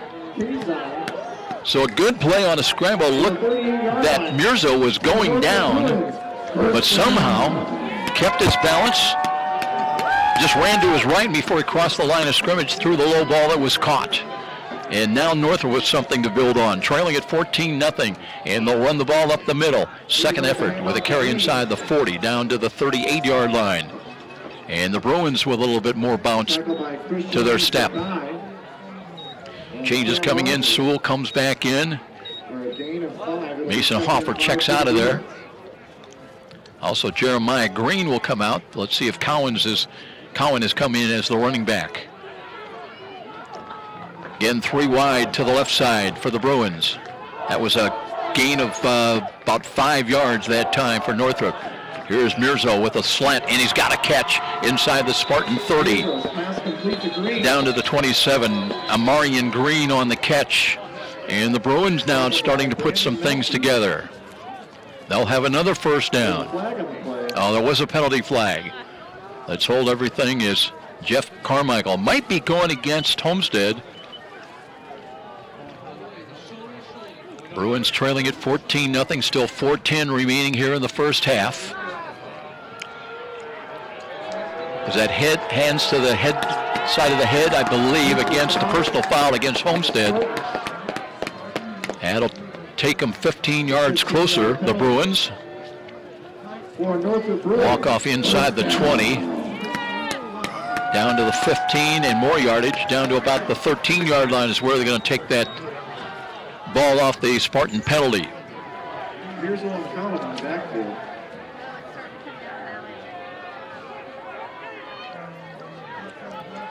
So the best scoring opportunity of the night now for Northrop, trailing at 14-0 here at home. Waiting for the ball to be marked ready for play. Cowan is in there as the running back. 42 carries, 210 yards. Had 15 carries 2 weeks ago and 88 against Winger in the loss, 40-13. Here's Mirzo again. Homestead shows blitz. And the deep handoff and falling down. That was Collin. Tripped up right when he received the ball. That's a loss back around the 20-yard line, a loss of 7. Well, we talked about the field here at Spooler Stadium. In relative terms, is probably among the best of all the grass fields of those schools with grass in the SAC, but still, it's going to be something to be contended with. Pettis split wide to the right, up in the slot to the right side is Green. 2 wide to the left. Here's the short drop, and here's a screen to Berry. Berry touches the ball, and he falls down. Oh, no, he dropped the ball, trying to lunge forward with it. One of the rare times he's seen the ball so far tonight. That'll bring Mason Hoffer back into the ball game now. And it'll be 3rd down and 16. Obviously 4 down yardage area for the Bruins. 3:19 remains here in the first half. Spread offense once again, 2 wide either side. Bailey Mirzo trying to come up with a play. Flip-flops now Cowan to the left, and what do we have? A whistle, and I think we're going to have a timeout called by Northrop. Jason Dorfler wanted to make sure of this call. So we will step out, 3rd and 16 for the Bruins. When we return, trying to get on the board, this is IHSAA Tournament Football on 104.3 WI. Runners are running, play coming home. From the crucial plays to the highlight of the game to the victory celebration, we are there. Summit City Sports isn't just a business, it's a group of companies investing in the youth of Fort Wayne athletics. It's because of Parkview Sports Medicine, because of Kelly Automotive Group, Indiana Wesleyan University, University of St. Francis, and Big Eye Fish, that we can produce our broadcast viewed by hundreds of thousands in Northeast Indiana. Support Summit City Sports. Become a sponsor. Join our winning team today. We've got Wayne in the lead over New Haven. How about this score? 26-0. That's got to be a first half score. And Bishop Winger leads Leo 14-0. Here it's 14-0 Homestead. 3rd down and long for the Bruins. But they've got it at the 16-yard line. Mirzo with the spread offense once again. Cowan picks his way behind to the left as Mirzo looks, pulls it down, scrambles to his right. He's got some running room. Now cuts inside the 15 and brought down just short of the 10. Now he got another yard inside the 10 to the 9, I believe. It will bring up 4th down. Mirzo could not find anybody open. It'll be 4th down and 5. They got to get inside the 5 to pick up the first down. Looking ahead, a possible field goal. Jason Dorfler's not looking that way, but Bydoric is 1 for 2 along of 30 yards this year. But they need points on the board, trailing at 14-0. They're going to roll the dice right here. Again, the spread offense 2 wide either side. Sewell motion back to the far side. And here is a quarterback run and looking to throw into the backside of the end zone, up for grabs, and that one's knocked away. Well defended, 3 back there defending on Amarian Green. So the 4th down bid is no good by Northrop, and it'll remain 14-0 Homestead, still with 2:21 remaining in this second quarter. And now the scoreboard went dark.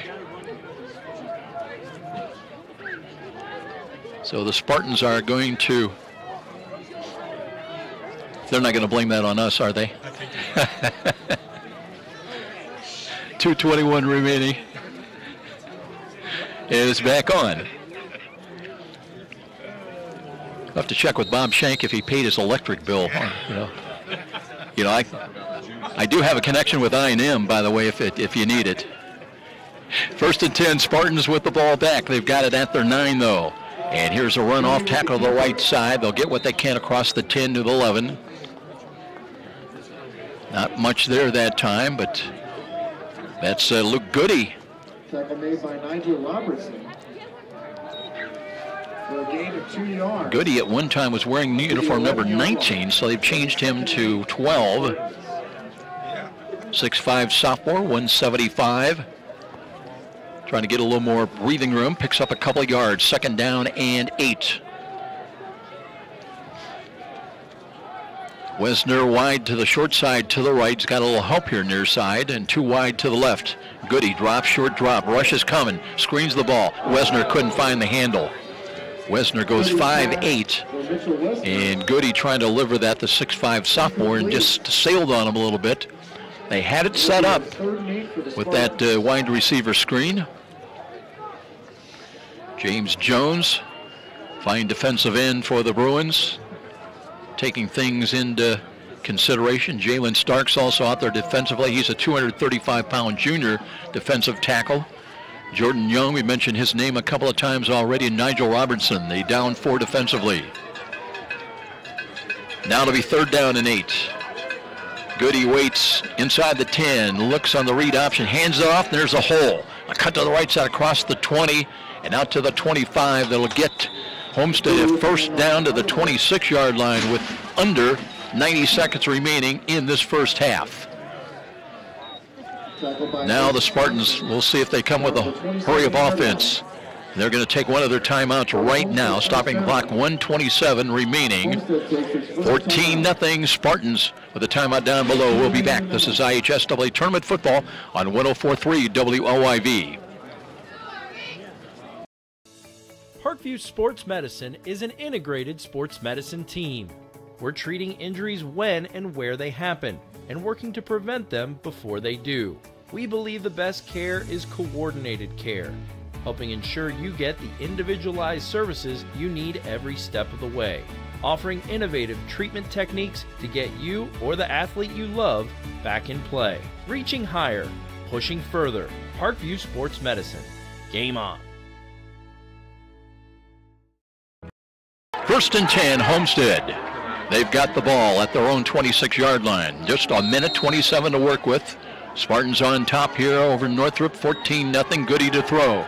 Looks near side, scrambles to his right, runs, throws on the move. He's got a catch at the 23-yard line and out of bounds. That will stop the clock. Kazai on the catch.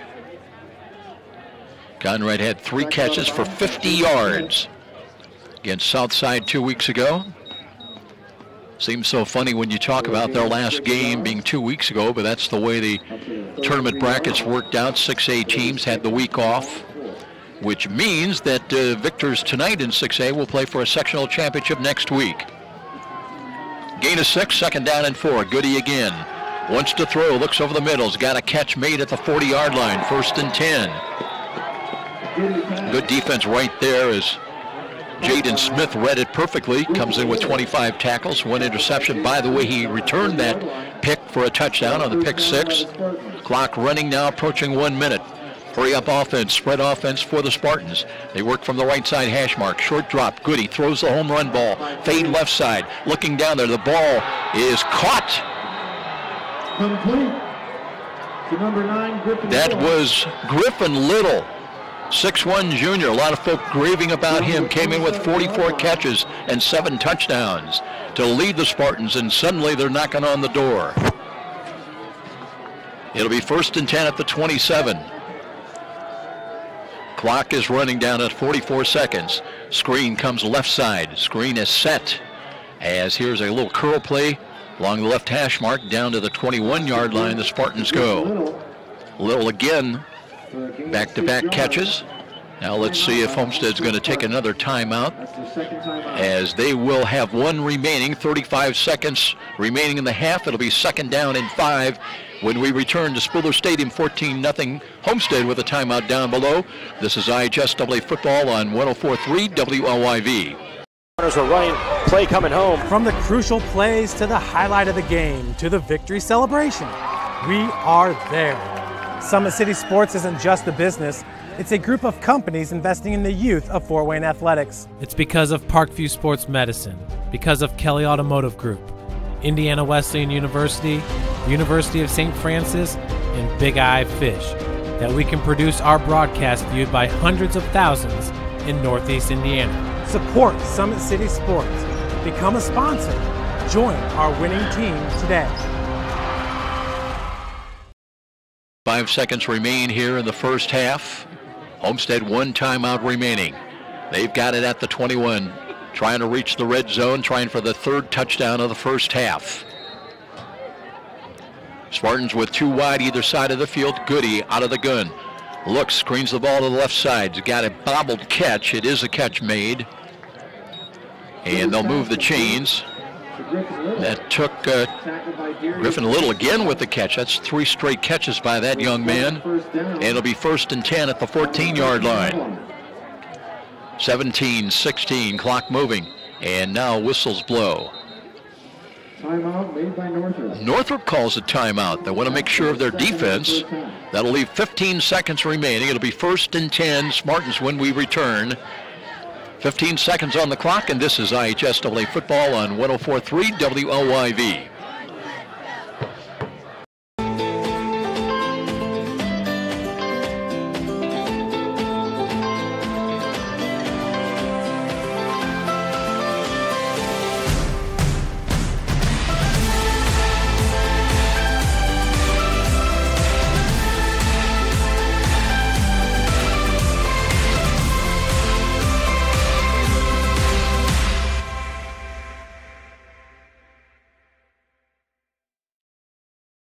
Runners are running, play coming home. From the crucial plays to the highlight of the game to the victory celebration, we are there. Summit City Sports isn't just a business, it's a group of companies investing in the youth of Fort Wayne athletics. It's because of down so far tonight. Luke Goody from 20 yards out. Then Braden Hardwick took one in from 4 yards out. Northrop called the timeout, trying to reset their defense. Vaughn Cruz checks into the ball game, one of the safeties now for the Bruins, and 1st and 10 Homestead. Spartans work from their left side hash mark now to the wide side. That's 2 wide out there, including Mitch Wessner. Goody sets his team down, wants to throw, stands in the pocket, pump fake, now trying to get rid of the ball and did not get rid of it. He was brought down with, I'm not sure the clock ever started running. Goody's pass is incomplete. They reset the time to 25 seconds. Apparently they put, Tommy Norris tells us they put some more time back on, so from 15 they put 25, and now it's back to 14. So no gain, and that'll bring up 2nd down and 10 with 14 seconds officially on the clock. Same set with 2 wide either side of the field. Slot right is Aiden Vachon. Wessner split wide of him. Here's Goody looking that way. The rush is on, has to throw the ball, and that's incomplete. Had to hurry that throw as the Bruins were coming up the middle. Got better pressure that time on On Goody. It'll be 3rd and 10 for the Spartans with 8 seconds to go in the first half. So now it brings up 3rd down with 8 seconds remaining. Play clock at 22. Let's see if they're going to put more time on the board.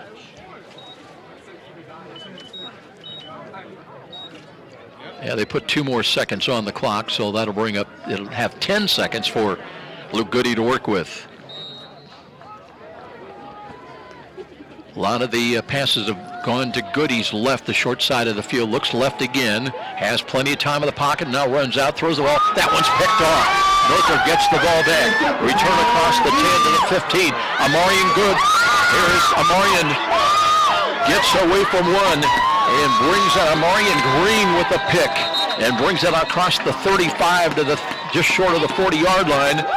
That will be the final play of the first half, but Northrop is going to keep it 14-0 in favor of Homestead. Let's see, the officials conferring. Did we have a penalty on the field?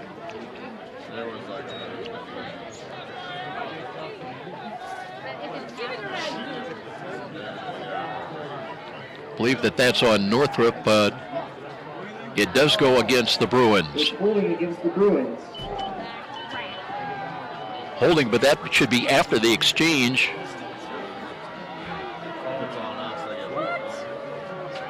Let's see if it was defensive holding before the interception. Now let's see how much time they put on the clock. But it'll be Homestead that'll have another opportunity. Boy, Amarian Green, he was off to the races. He had one other interception this year. That was returned for a pick-6 touchdown. But now, let's see, the penalty is going to take the ball. Let's see where they put it down. Still don't know about the time. Northrop's going to take another timeout, I believe. Timeout by the Bruins. So we'll sort things out. We know that Homestead will have one last chance at least here. In the dying moments of the first half, it remains, for the moment, 14-0 Spartans. With a timeout again here at Spooler Stadium, we'll step out. This is IHSAA football. Parkview Sports Medicine is an integrated sports medicine team. I mean, I always had my family behind me, I always had my team behind me, but to have staff that wanted the best for me and to get me feeling better the quickest was really reassuring. Parkview Sports Medicine. Game on. The Kelly Automotive Group is simple, transparent, reliable. Simple. Our customer specialists make buying a car easy and fun. Transparent. Our price listed is the best price. No hassle, no gimmicks. Reliable. Buy with confidence and peace of mind. We work hard to ensure the best value however you shop. Choose from over 60 vehicles under $10,000. Visit drivekelly.com. The Kelly Automotive Group. Simple, transparent, reliable.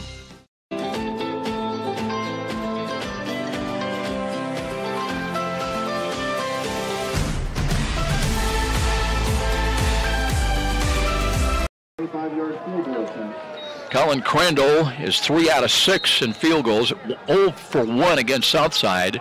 This from 25 yards out, angled to the left. Archbold is the holder. 25-yard attempt. It's long enough. Is it on the way? And good. Add 3 to the Homestead total. We have another penalty, I believe.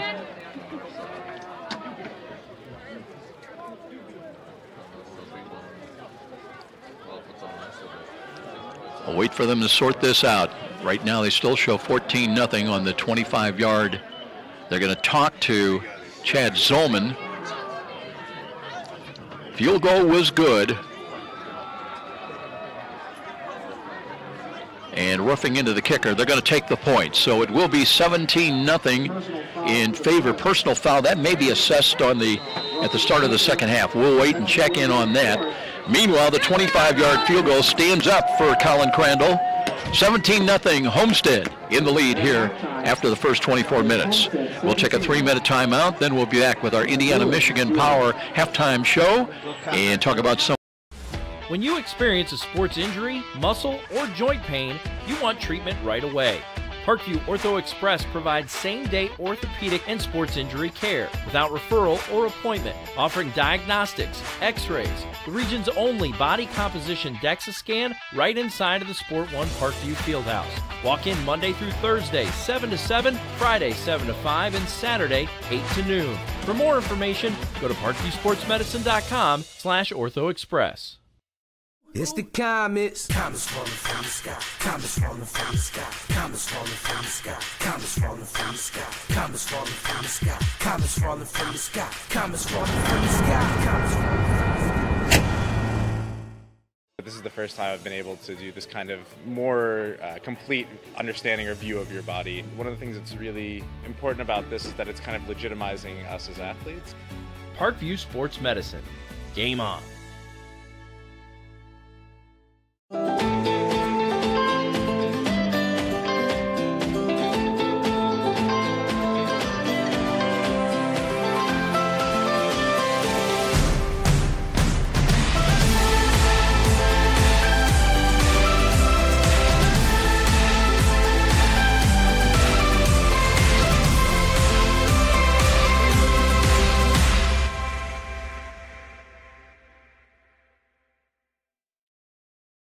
The Kelly Automotive Group is simple, transparent, reliable. Simple. Our customer specialists make buying a car easy and fun. Transparent. Our price listed is the best price. No hassle, no gimmicks. Reliable. Buy with confidence and peace of mind. We work hard to ensure the best value however you shop. Choose from over 60 vehicles under $10,000. Visit drivekelly.com. The Kelly Automotive Group. Simple, transparent, reliable.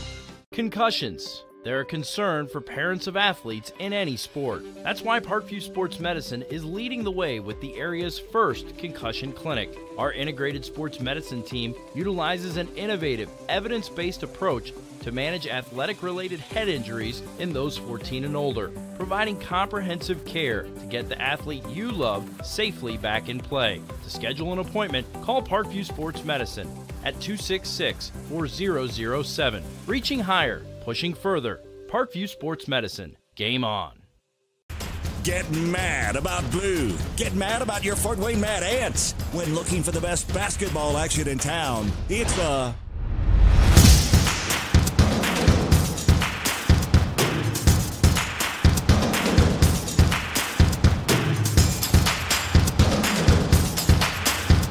Go to FortWayneMadAnts.com for the complete game schedule. See your Fort Wayne Mad Ants in action. Get mad about blue. I chose St. Francis because they made a promise that I would have real-world experience that I could take when I graduated, and they delivered on that promise. For me, the classroom only gets you so far, so they're setting you up with an internship. I had a mentor that they set me up with that was a CEO of a DuPont hospital in Fort Wayne. They offer degrees in accounting, business administration, risk management and insurance, marketing, and finance.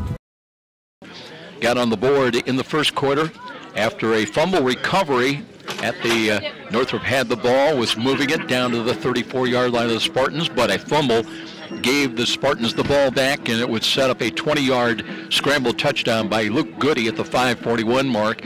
Tough play, but Goody found the way to make it happen. It was a third down call. They needed a short yardage situation. High snap that was bounding in the air right above Goody, but he kept his cool, grabbed the ball, worked way up the middle, good for 20 yards and a scramble touchdown, and Crandall with the extra point to make it 7-0. Then a fourth down stop again at the Homestead 34. Spartans got the ball back once again. That would set up the second 66-yard touchdown scoring drive as Braden Hardwick would finish it off with a 4-yard touchdown run at the 6:36 mark. Crandall again knocked through the extra point to make it 14-0. Spartans would have another fourth down stop. They would take over the football once again, and it looked like they were going to be stopped. In fact, Amarian Green had it, what appeared to be an interception, returning it back across the Northrop 40-yard line, but hold on. There was a penalty enforced against the Bruins. It was a defensive hold before the interception. That, with the clock running down to 0, a defensive penalty kept Homestead in business. They would bring on Crandall again, and he would hit from 25 yards out on a field goal as no time on the second quarter score, and that would make it 17-0 the way we are right now here at halftime. We'll take a look at some of the team numbers here, courtesy of the Northrop coaching staff giving us as far as third down efficiency. Homestead was 3 out of 4 attempts on third down. Meanwhile, the Bruins just converted to 1 of 4 opportunities on third down. Total yards, 229 by the Spartans in the first half, and Northrop with 98 yards.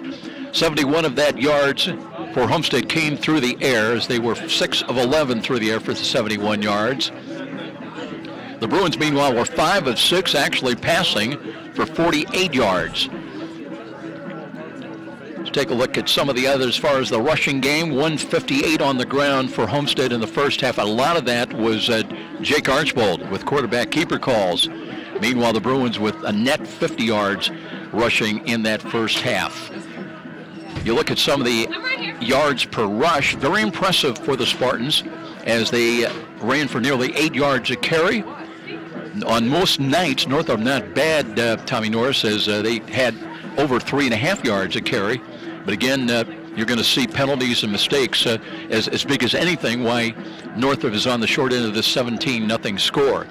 As far as penalties, 4 against the Spartans for 35 yards, only 2 for Northrop and 10 yards, but again, that one at the end was a killer as it allowed 3 more points being on the board at the end of that first half. Turnovers, just 1 really, but again, a fumble. Actually, there were 2 turnovers. We had, it had just the 1 fumble recovery. That was Homestead taking over in the early part of the ball game at their own 34-yard line. Did lead to a score, and twice when they've either stopped the Bruins on 4th down stops or a fumble, they have turned those turnovers basically into points on the board. Neither team has punted here in the first half. Possession time, Homestead with 13.5 minutes, and Northrop possessed the ball for 10.5 minutes. So we have a 17-0 score here at the half. Let's turn things back for our I&M halftime show, and we'll be back in 3 minutes. We'll take a When you experience a sports injury, muscle, or joint pain, you want treatment right away.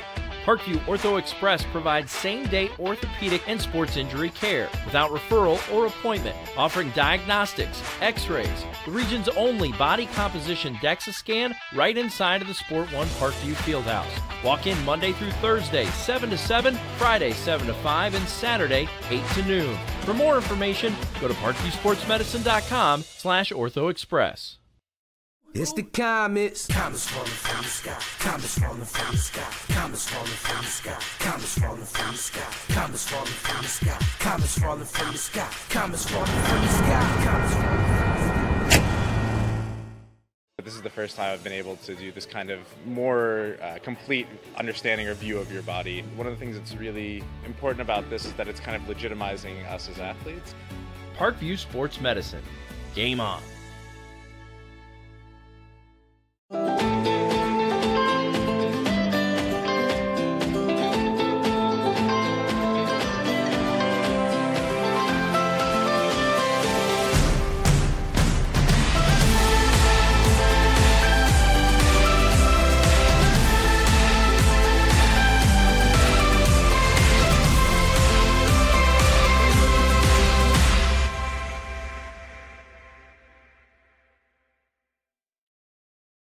The Kelly Automotive Group is simple, transparent, reliable. Simple. Our customer specialists make buying a car easy and fun. Transparent. Our price listed is the best price. No hassle, no gimmicks. Reliable. Buy with confidence and peace of mind. We work hard to ensure the best value however you shop. Choose from over 60 vehicles under $10,000. Visit drivekelly.com. The Kelly Automotive Group. Simple, transparent, reliable.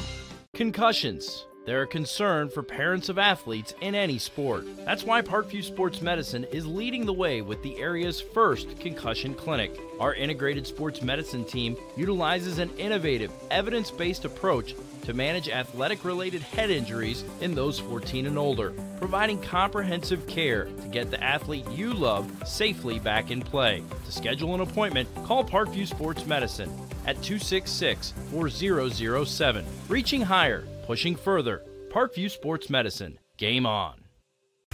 Get mad about blue. Get mad about your Fort Wayne Mad Ants. When looking for the best basketball action in town, it's the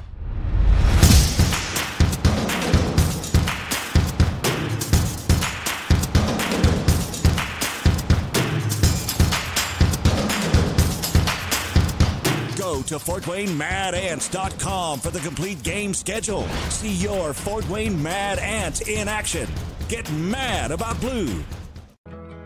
I chose St. Francis because they made a promise that I would have real-world experience that I could take when I graduated, and they delivered on that promise. For me, the classroom only gets you so far, so they're setting you up with an internship. I had a mentor that they set me up with that was a CEO of a DuPont hospital in Fort Wayne. They offer degrees in accounting, business administration, risk management and insurance, marketing, and finance. They just did a great job of the full circle of not only the education but also the experience.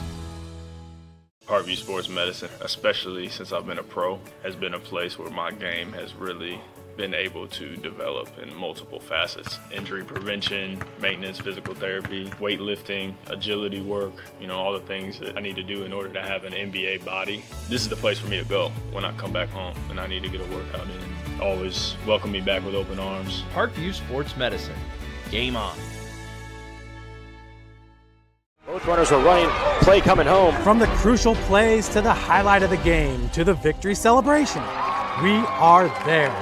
Summit City Sports isn't just a business, it's a group of companies investing in the youth of Fort Wayne athletics. It's because of Parkview Sports Medicine, because of Kelly Automotive Group, Indiana Wesleyan University, University of St. Francis, and Big Eye Fish, that we can produce our broadcast viewed by hundreds of thousands in Northeast Indiana. Support Summit City Sports. Become a sponsor. Join our winning team today. As far as Bailey Mirzo, 4 of 7 through the air, 36 yards, long of 20 yards. Seth Pearson made a brief appearance, threw the ball one time, completed it, good for 12 yards. On the ground, Mirzo called his own number 4 times, 37 yards. Jeremiah Green with 6 carries for 16 yards. Seth Pearson once for 7 yards. And Demarius Cowan with 2 carries for negative yardage. And the receiving for the Bruins, Amarian Green with 4 catches, 46 yards. Jeremiah Green has got 1 catch for 2 yards, and that completes the pass receiving for the Bruins. 17-0 here at the half. And again, we'll take a 3-minute timeout, and we've got scores updates, and some of them are going to surprise you. Here, 17-0 Spartans at the break, and we'll be back. This is IHSAA Tournament Football on 104.3 WLYV. I was just thinking, I'm hoping you're back already. You want some hockey scores? What? You need a new one? Hey? Blackhawks. Chicago Blackhawks. Yeah, we're filling best we can tonight. 1-0 good news, folks. Gosh, Wayne is killing New Haven, 40-0. That's got to be in the first half still. What? Football. How are you? That one's finally Concordia's got the lead, huh? Parkview Sports Medicine is an integrated sports medicine team. I always had my family behind me, I always had my team behind me, but to have staff that wanted the best for me and to get me feeling better the quickest was really reassuring. Parkview Sports Medicine. Game on. The Kelly Automotive Group is simple, transparent, reliable. Simple. Our customer specialists make buying a car easy and fun. Transparent. Our price listed is the best price. No hassle, no gimmicks. Reliable. Buy with confidence and peace of mind. We work hard to ensure the best value however you shop. Choose from over 60 vehicles under $10,000. Visit drivekelly.com. The Kelly Automotive Group. Simple, transparent, reliable.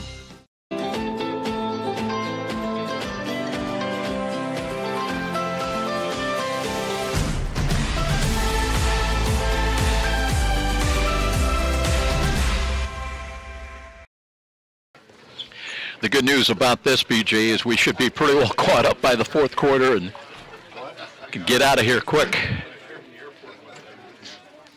I got to drive to Chicago tonight, catch an airplane tomorrow morning to St. Louis. Kelly Automotive Group is simple, transparent, reliable. Simple. Our customer specialists make buying a car easy and fun. Transparent. Our price listed is the best price. No hassle, no gimmicks. Reliable. Buy with confidence and peace of mind. We work hard to ensure the best value however you shop. Choose from over 60 vehicles under $10,000. Visit drivekelly.com. The Kelly Automotive Group. Simple, transparent, reliable. Both runners are running.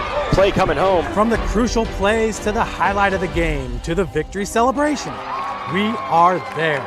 Summit City Sports isn't just a business, it's a group of companies investing in the youth of Fort Wayne athletics. It's because of Parkview Sports Medicine, because of Kelly Automotive Group, Indiana Wesleyan University, University of St. Francis, and Big Eye Fish, that we can produce our broadcast viewed by hundreds of thousands in Northeast Indiana. Support Summit City Sports. Become a sponsor. Join our winning team today. Of numbers as Nick Martin leads Homestead with 4 tackles here in the first half. And for the Northrop Bruins, also Marion Green with 4 tackles. Of course, Jaden Smith also has 4 tackles. Marion Green had that interception, though, that was wiped out because of the penalty, the defensive holding that was assessed against Northrop that wiped out the interception. Okay, let's take a look at some of the other scores elsewhere. And we have Bishop Dwenger in the lead over Leo here at 21-0. Last report, it was Snyder still leading over Carroll at 14-6. Bishop Lures now on top of West Noble at 21-7. Adams Central last report was leading Cherubusco at 7-0. And it's been a real tight ball game between Concordia and Belmont. Remember, Belmont, the Braves had only 1 win on the year. That came last week. And they have been basically in a 7-7 tie with the Cadets over at Zollner Stadium, then 14-14. Now we understand that Concordia has forged out to a 21-14 lead over the Braves. But maybe the surprise of the night, Wayne playing against New Haven, and it's been all Wayne. They lead the Bulldogs 40-0 in that ball game, still in the first half with that score. Here 17-0 as we'll take another 1-minute timeout, and we'll be back with the start of the second half. Homestead on top here at 17-0. IHSAA Tournament Football.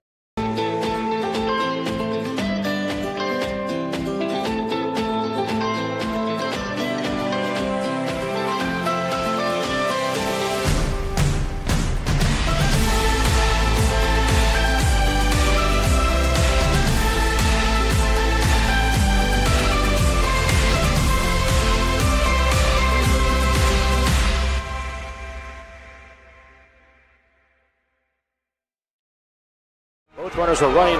Play coming home. From the crucial plays to the highlight of the game to the victory celebration, we are there. Summit City Sports isn't just a business, it's a group of companies investing in the youth of Fort Wayne athletics. It's because of Parkview Sports Medicine, because of Kelly Automotive Group, Indiana Wesleyan University, University of St. Francis, and Big Eye Fish, that we can produce our broadcast viewed by hundreds of thousands in Northeast Indiana. Support Summit City Sports. Become a sponsor. Join our winning team today. Finishing up their halftime warm-ups, and we're just about ready to get this second half underway. 17-0 Homestead. And we'll check the teams coming out. Bruins had the ball first to begin the first half and looked to have something going early on, but they coughed the ball up at the 34-yard line.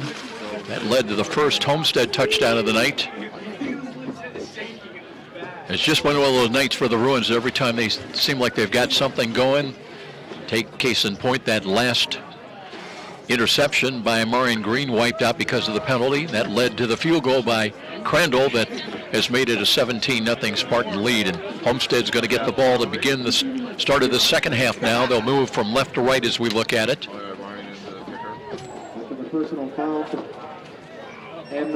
Conrad Kazai will be back in kick return. He's got 5 kick returns this year, along of 39 yards, averaging just about 12 yards a kick return. At the 25-yard line. So the penalty that was assessed right at the end of the first half now carries over here. That'll take the ball back to the Bruin 25 is where they'll kick it away. Back to return for the Spartans. Homestead will kick away right to left as we look at it. Winner tonight gets the Snyder Carroll victor.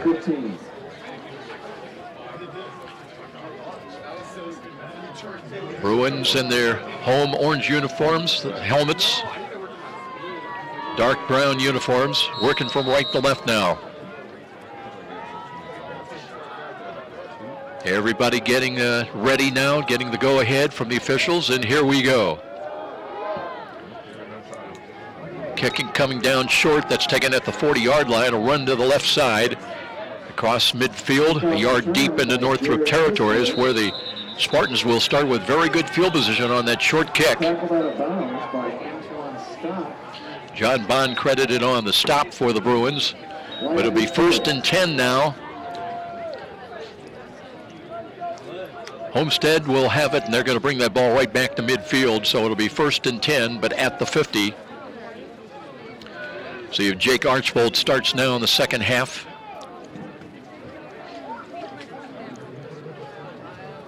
And he is out there. And the one back will be Braden Hardwick. 1st and 10. Here's a run up the middle.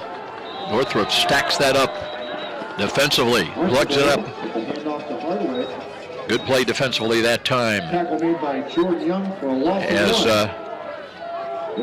Jeremiah Green going both ways and had a hand in the tackle. That's a loss actually of 1.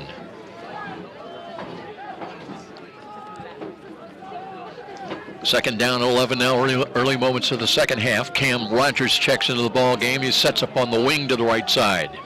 Shotgun formation. Second down and long. Let's see if the Spartans put the ball in the air. No, it's an option run to the left side. And they have the blockers out in front. And Homestead will have a student body run to the left side down into Northrop territory at the 40-yard line. Give them another yard to the 39. They'll move the chains, and Spartans 1st and 10.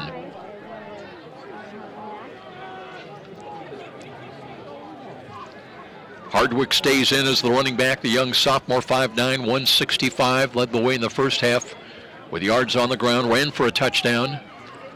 Goody had the other one.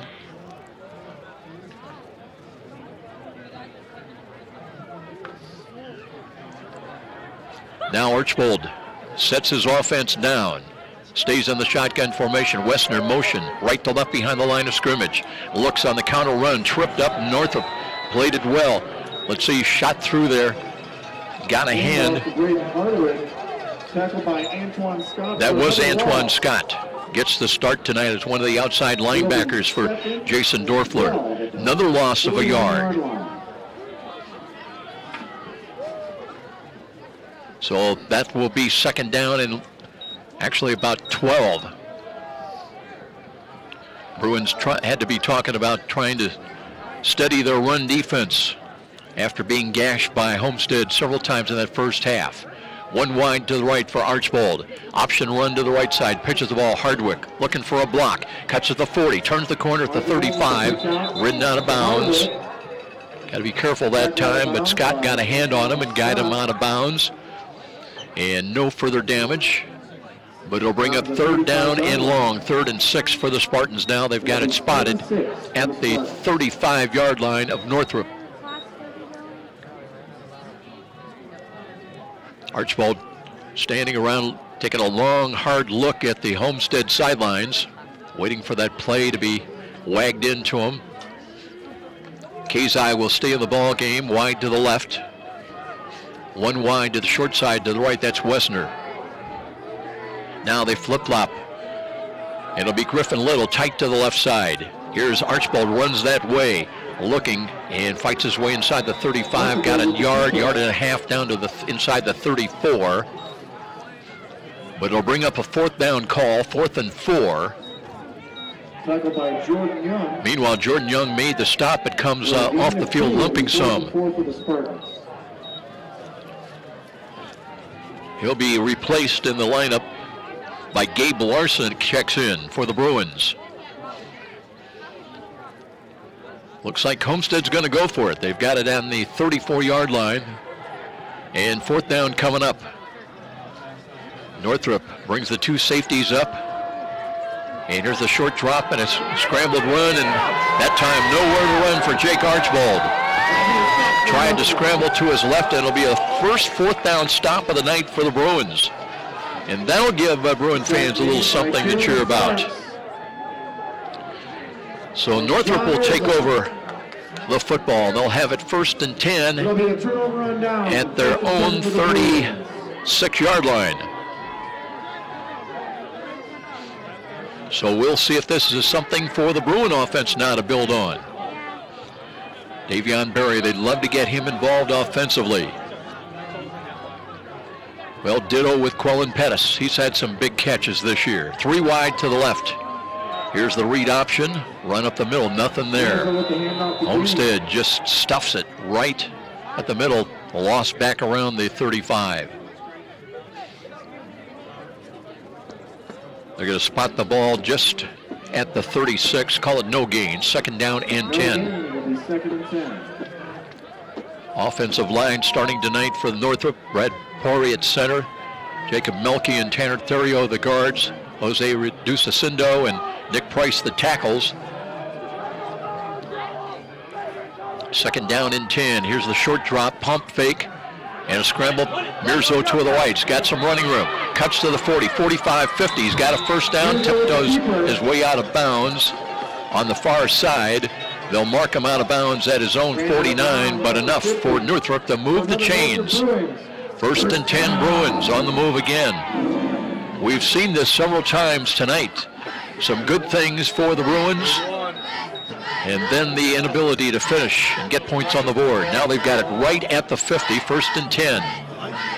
Pettis to the short side, split wide to the right. 2 wide to the left as well. Mirzo looking at a blitz, zone blitz coming, and there's a run up the middle, tough yardage, but pushing the pile. Green gets a couple of tough yards inside the Homestead 49, close to the 48.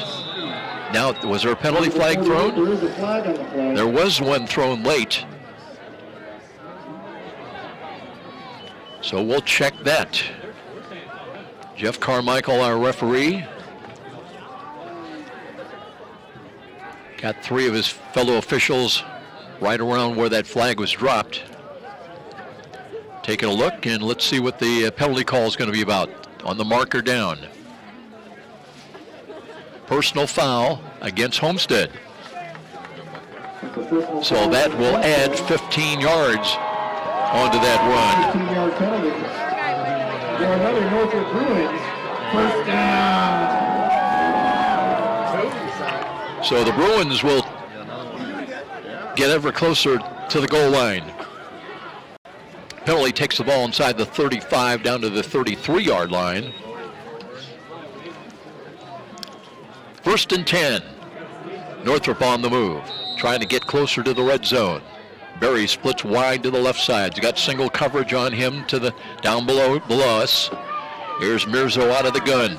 Wants to throw. Looks, steps up in the pocket, now scrambles, runs to the 30, 25, turns the corner, then takes a hit as he's down to about the 17, maybe the 16-yard line.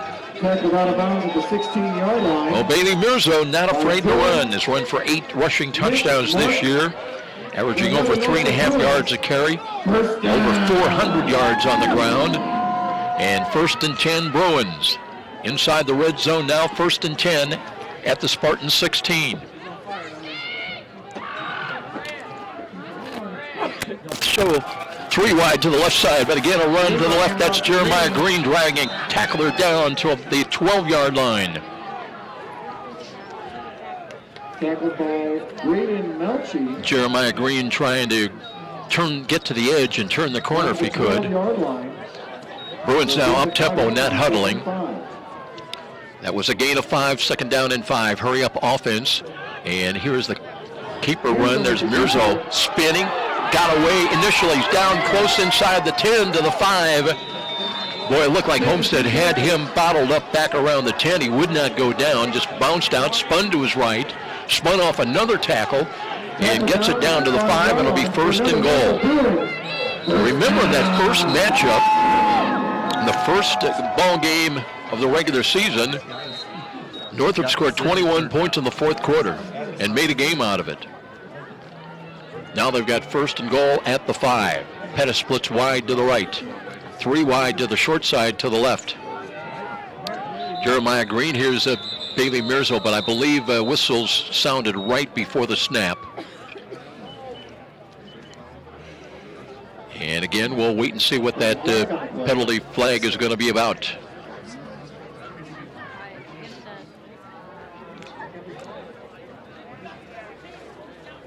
It's going to be offside against Northrop. Looks like they were lined up offside. So that'll move the ball back to the 10, so it'll be 1st down and goal from the 10. It's now 1st and goal at the Homestead 10-yard line. Jordan McClung comes back in the ball game. Pettis stays in, sent wide to the right. 3 wideouts to the left, including Barry. Let's see if Mirzo tries to find him. Again, man coverage, option run to the right. Pitch comes to Green. Green looking and lowers the shoulder. Brought it down to about the 8, maybe the 7-yard line. Might get another yard. Let's see where they spot it, down closer to the 6.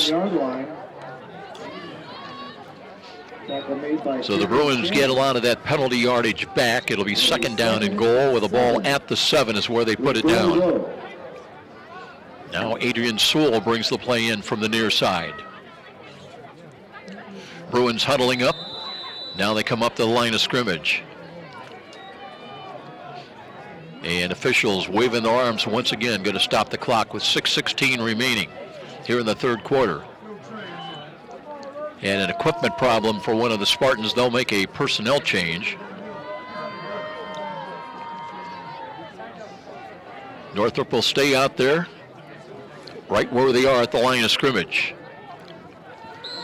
Green started out offset to the left. Now they flip-flop him, basically lined up behind Bailey Mirzo. Mirzo wants to throw. Looks, steps up on the pocket again. Cuts to his right side, is brought down right around the 5. And maybe another yard. Dragging a tackler down inside the 4, actually.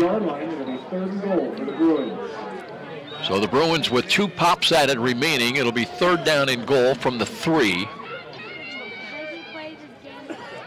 Again, McClung checks into the game with the play call. Bruins out of the huddle now. Play clock still shows 16. A lot of time for the Bruins. They stay with the 3 wide set to the left, the wide side of the field. Mirzo barking out the signals.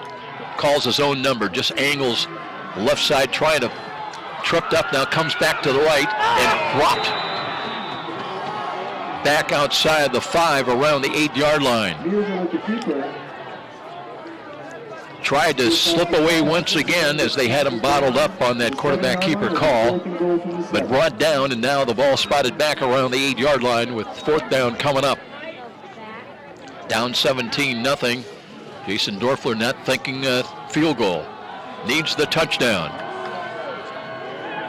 So far they have really, especially inside the red zone, not tried to throw the ball. They've not found anybody open, and credit Homestead's defense with that.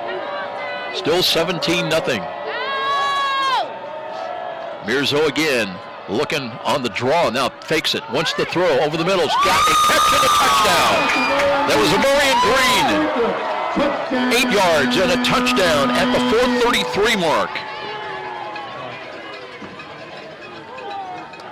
Good job of play action faking that time by Bailey Mirzo. Faked the handoff. Moved a couple of steps to his left. and found Amarian Green on a crossing pattern from right to left. So the Bruins are on the board now to make it 17-6. And Bajoric comes on to try to make it 17-7 in a 10-point ball game. Right-footed kick is on the way, end over end, looks good and is good. The kick is good. So, Bruins on the board. 17-7 with a timeout down below. We'll step out. IHSAA Tournament Football on 104.3 WLYV.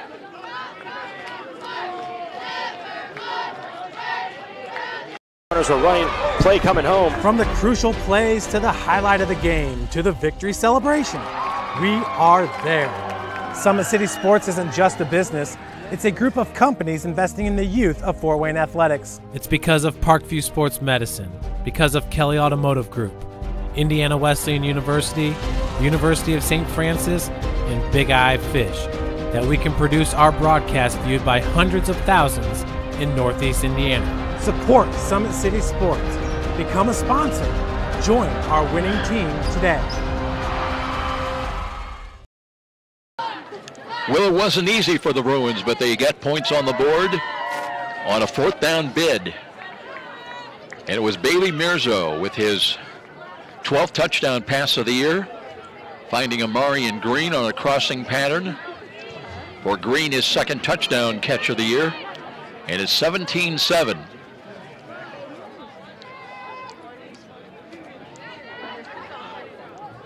Now the Bruins will kick off from the 40-yard line as the official had to come all the way from the end zone where that touchdown pass was caught, and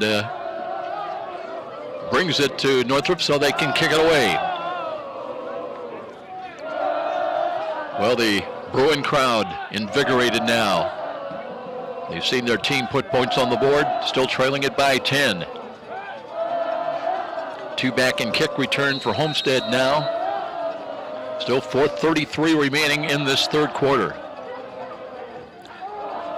Bruins are ready to kick it away, and here we come. Ball is coming short and will filter through to the 25-yard line. And boy, Northrop defensively down there in a hurry. Good defense that time. Skylar Fan was first down. For 2 yards. Tackled by Tristan Joy. So it will be 1st and 10. Homestead now inside their own 30-yard line. Spartans will start from their own 20, about their own 29-yard line, 1st and 10. I believe we're going to see Luke Goody back out there now at quarterback. Goody back in at quarterback. Hardwick stays in as the running back, offset to the left. Here's the read option, and boy, the ball is free. Goody has to pop on, still free, and Northrop may have it. They do. They've got it at the 20-yard line. Michael Robertson with the recovery. Fumble recovery at the Homestead 20, and now the Bruins with an opportunity to get closer, trailing it by 10.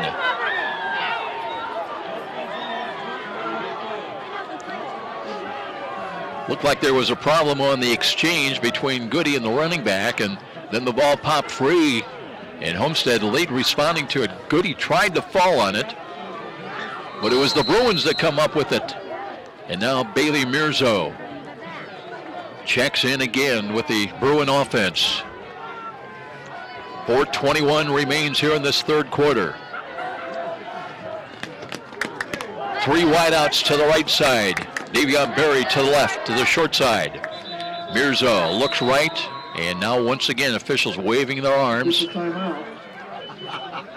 And I believe there's going to be a timeout called by Homestead. Let's check it.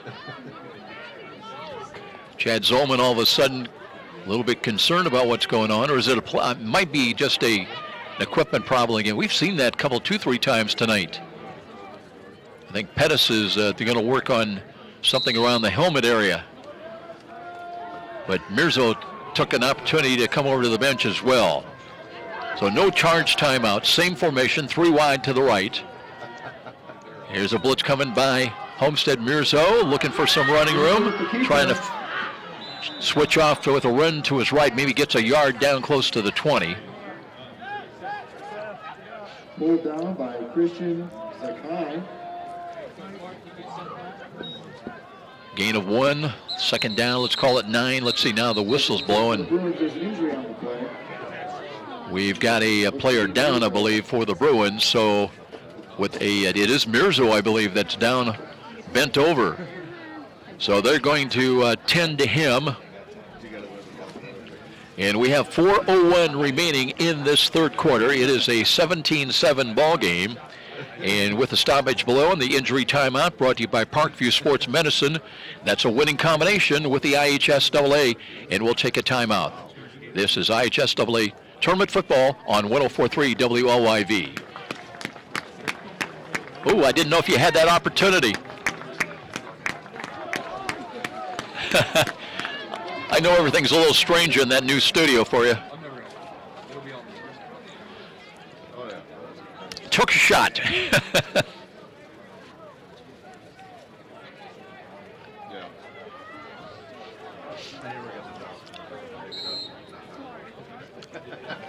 Pearson in at quarterback.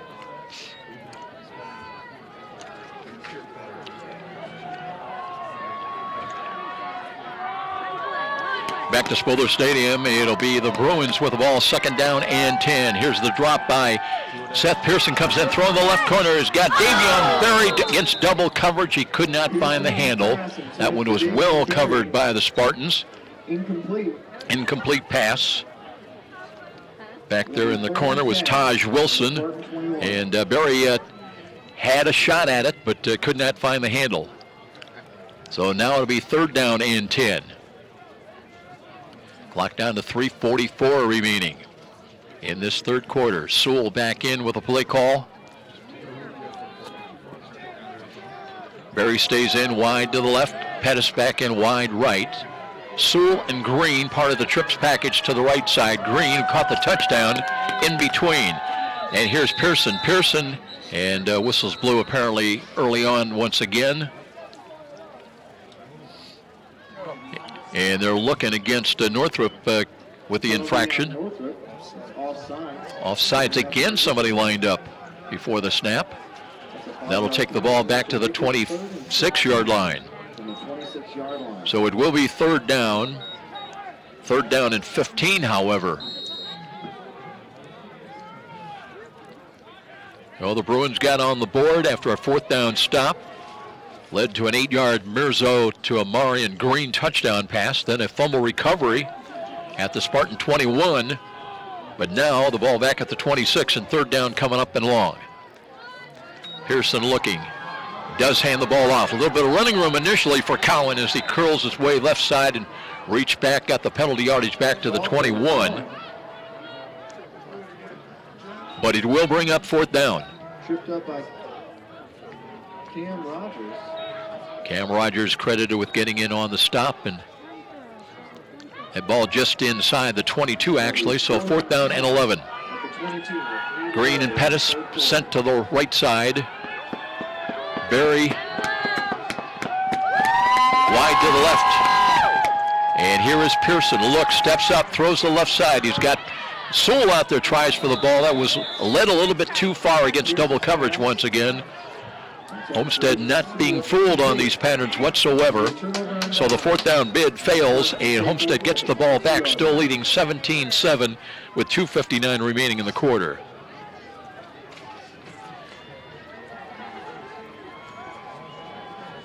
That is actually the fourth down stop we've had in this ball game tonight. And Homestead will take over at their own 22-yard line.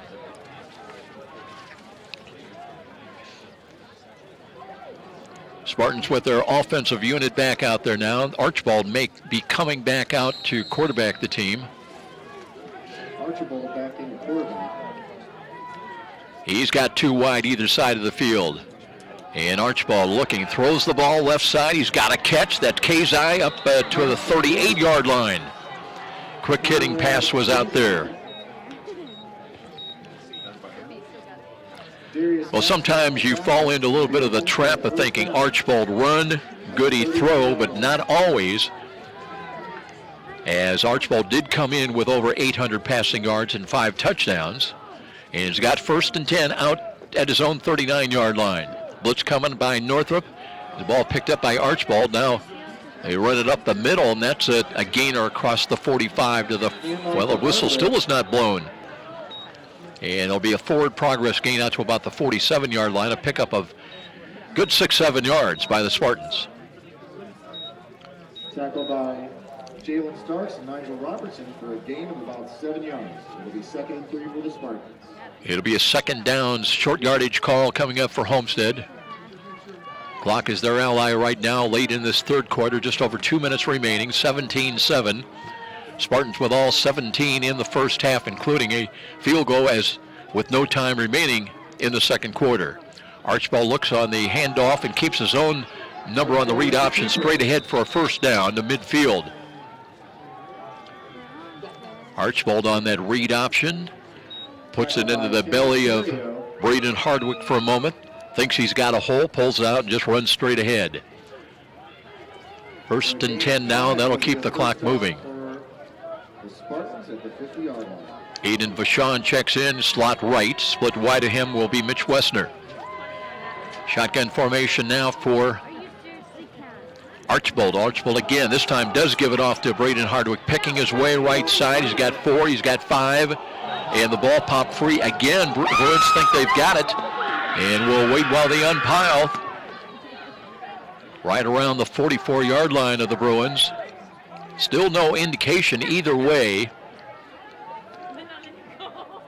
And it will be possession Homestead.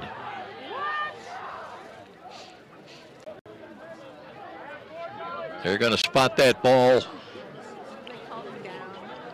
right around the 44. Homestead's going to keep possession of it. And that'll be a net gain of 5 yards.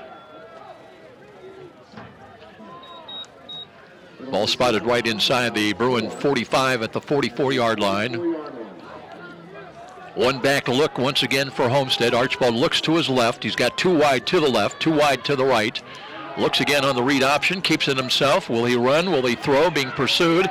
Turns the corner and steps out of bounds after gaining about 1.5 yards. There is a penalty flag on the far side, right around the 43-yard line. Archibald just trying to buy time and keep his patience till he found a block, but it might have been a penalty against the Spartans. They're already backing up with under a minute remaining in this third quarter.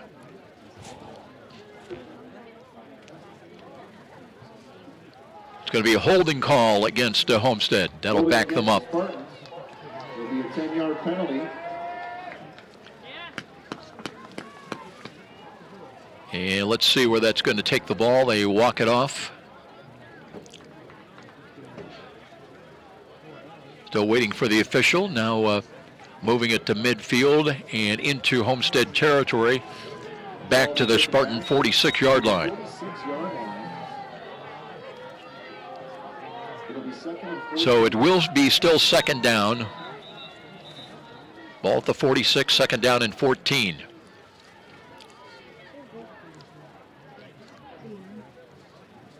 Officials still debating, I think, exactly if they've got the right spot of the ball.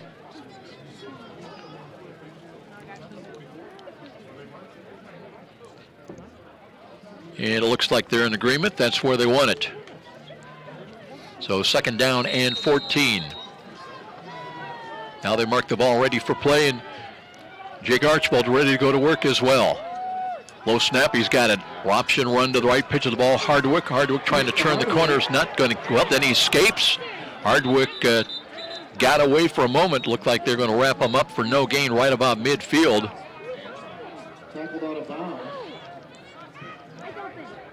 Gabe Larson came over and did wrap up on him. But the ball gained down to the 47-yard line of Northrop. That'll bring up third down and 7. Spartans trying to reach the Northrop 40 on this snap. Little's out there split wide to the left. Kazai joins him in the slot. In fact, there's 3 wide to the left side. And Archibald again gives ground, wants to set up the screen.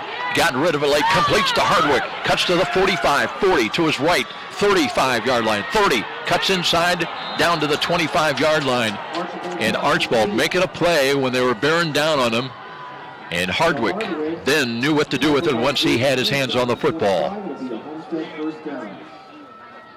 So the Spartans move the ball, and they've got a 1st and 10 at the Northrop 25-yard line. Now we're down inside of 30 seconds. Homestead will keep Griffin in wide to the left side. Darius Maxwell, 5'4" senior, will have the coverage. Motion right to left on a jet sweep and trying to turn the corner. That's going to be Vachon who gets the call. Runs out of bounds right around the 22-yard line. Let's see, maybe going to get him another yard or so. He's going to gain about 4.5 yards on that run. They'll spot it just outside the Bruin 20-yard line now, and that is going to leave us just 1 second remaining in this 3rd quarter. Time for one more play. Clock stopped as he went out of bounds. Still 17-7. Spartans with 17 first-half points. Bruins put a touchdown here on the 3rd quarter. And here's a scramble run again, right side, and looking, they got a block, and that's a turn by Archibald, looking into the end zone, and a touchdown. 20 yards on the scramble touchdown run, and Jake Archibald, his first touchdown run of the night, comes with no time remaining in this 3rd quarter. Well, the key to that play also had great blocking to the outside by Mitch Wessner. Sealed things off and allowed Archibald to turn the corner, then leg it out and beat the pursuit into the corner of the end zone. So both teams now with a touchdown in this 3rd quarter. Colin Crandall comes on to try to make it a 24-7 lead. Archibald just ran for the touchdown. He becomes the holder now. Looking back at the kicker. Says he's ready. High snap. Right-footed kick is on the way. Kind of fading a little bit, but caught the inside of the left upright. And that'll make it 24-7 now at the end of this 3rd quarter. Timeout down below, and we'll be back with 4th quarter action following this for IHSAA Tournament Football on 104. Runners are running. Play coming home. From the crucial plays to the highlight of the game to the victory celebration, we are there. Summit City Sports isn't just a business. It's a group of companies investing in the youth of Fort Wayne athletics. It's because of Parkview Sports Medicine, because of Kelly Automotive Group, Indiana Wesleyan University, University of St. Francis, and Big Eye Fish, that we can produce our broadcast viewed by hundreds of thousands in Northeast Indiana. Support Summit City Sports. Become a sponsor. Join our winning team today.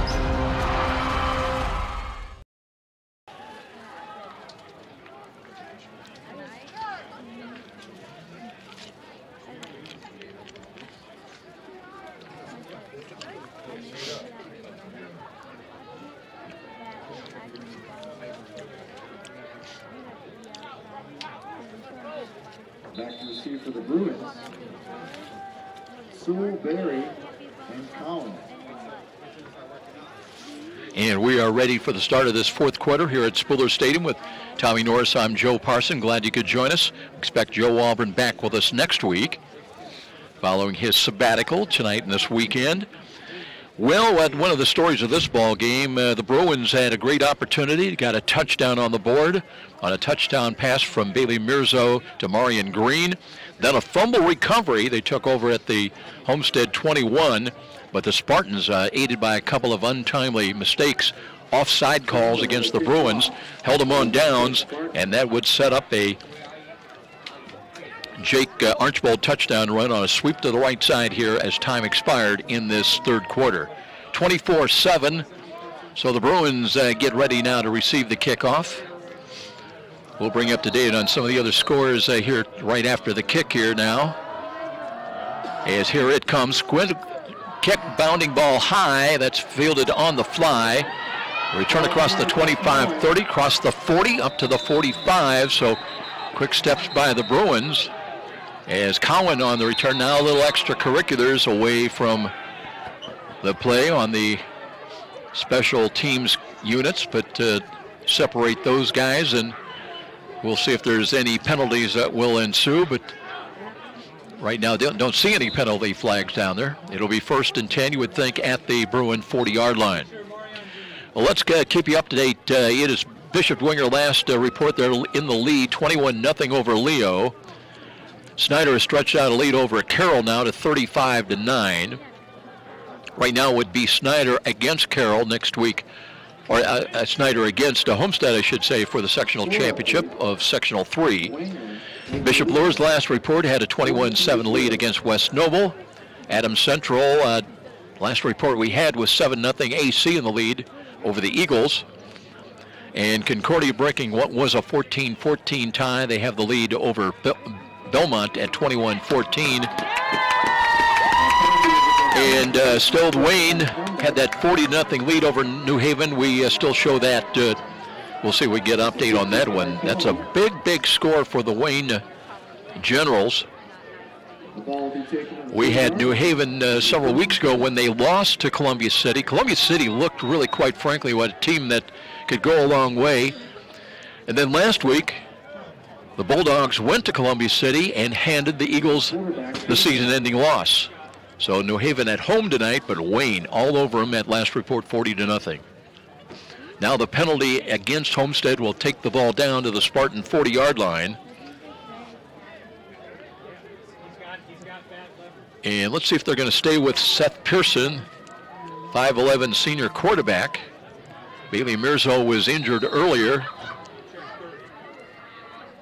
after he threw the touchdown pass on the second possession when they took over at the 20. Now here's Pearson, wants to go left but cuts to his right and brings tacklers down to the 36. That was a good little decision that time by Pearson. Came in only with 16 carries on the year. Luke Palmer made the tackle for the Spartans, but a penalty is going to back him up. And that's been one of the stories, not just tonight, but all season long.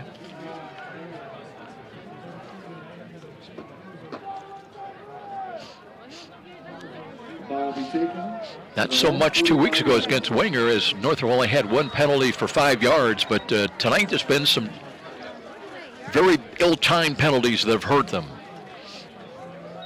Most notably that last possession when they had the ball in the red zone and came away with no points. So now it's going to be 1st down and 25 with the ball back at the Bruin 45.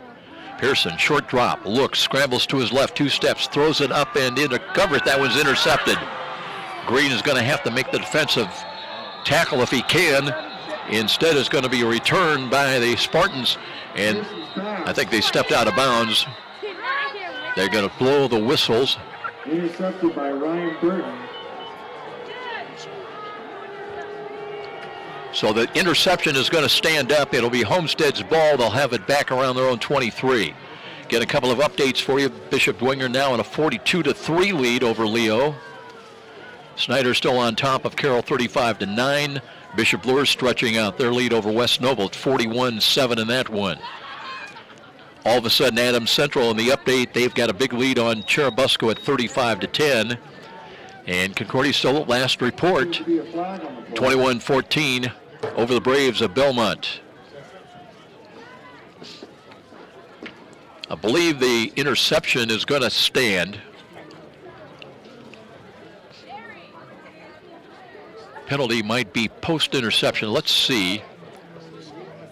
Jeff Carmichael, our referee, still in conversation with some of his crew.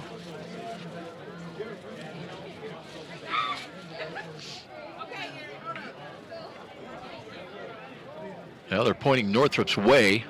Personal foul. Personal foul.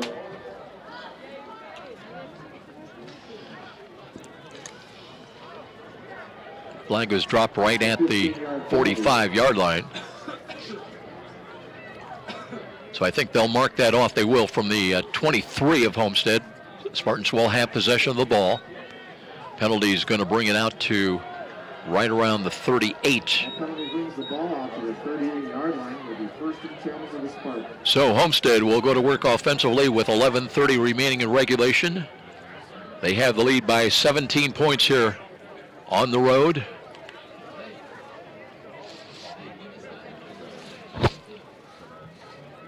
You know, if this lead holds up, Homestead looks like they would host Snyder next Friday night in the Sectional 3 championship. Now there was I think that's a dead ball foul against Homestead. Heard the term unsportsmanlike contact used. So that'll take the ball back inside the 35 to the 33-yard line. One back look.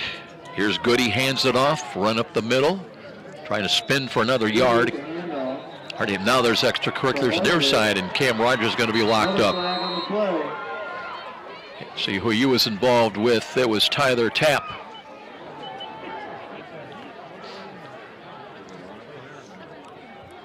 A lot of times you see a lot of those penalties. It's the last guy that gets involved, and sometimes that retaliatory move is what the officials see. We'll see how it shakes out here. He's getting a little chewy.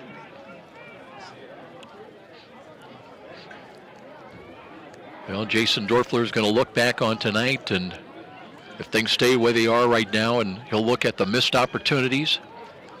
Team was on the move in the early going. Well, the penalty goes against Homestead. Maybe offsetting, yes, it'll go both ways. Against Rogers and against Tapp. Basically, that's a sister kissing do-over, right? Isn't that what they call it?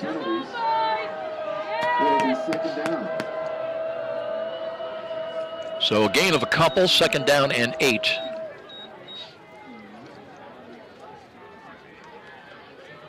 And our referee, Jeff Carmichael, talking to the co-captains out there, saying, you know, guys, let's maintain a little bit of calm.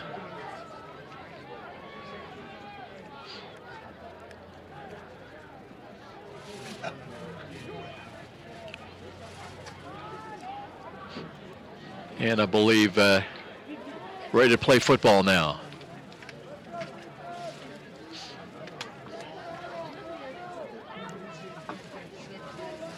And here come the Spartans up to the line of scrimmage now. It'll be 2nd down and 8. Here's a play action fake and a roll to the right side. Goody looking, throws the ball. That's incomplete at the 49-yard line. This is incomplete, intended for Griffin Little.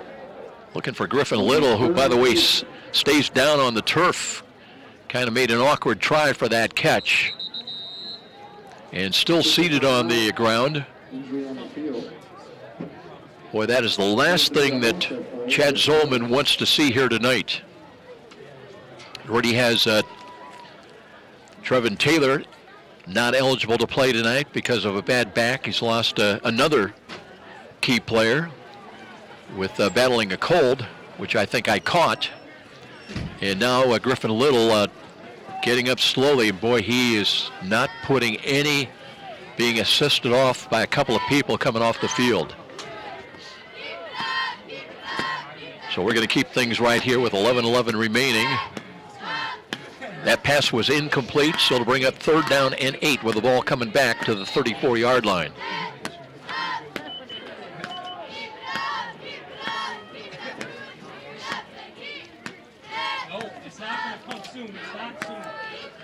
Vashon stays in there. It's Kazai, by the way.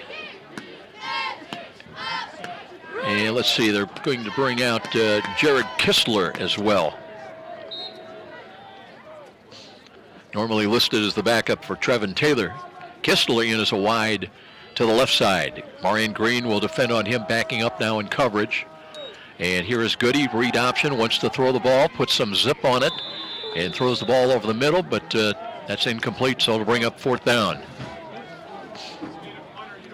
We may see our first punt of the night.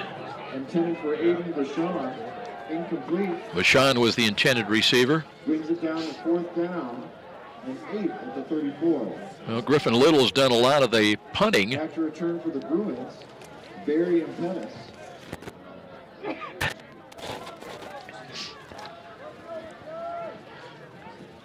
So Homestead will punt the ball away now with 11:06 to play.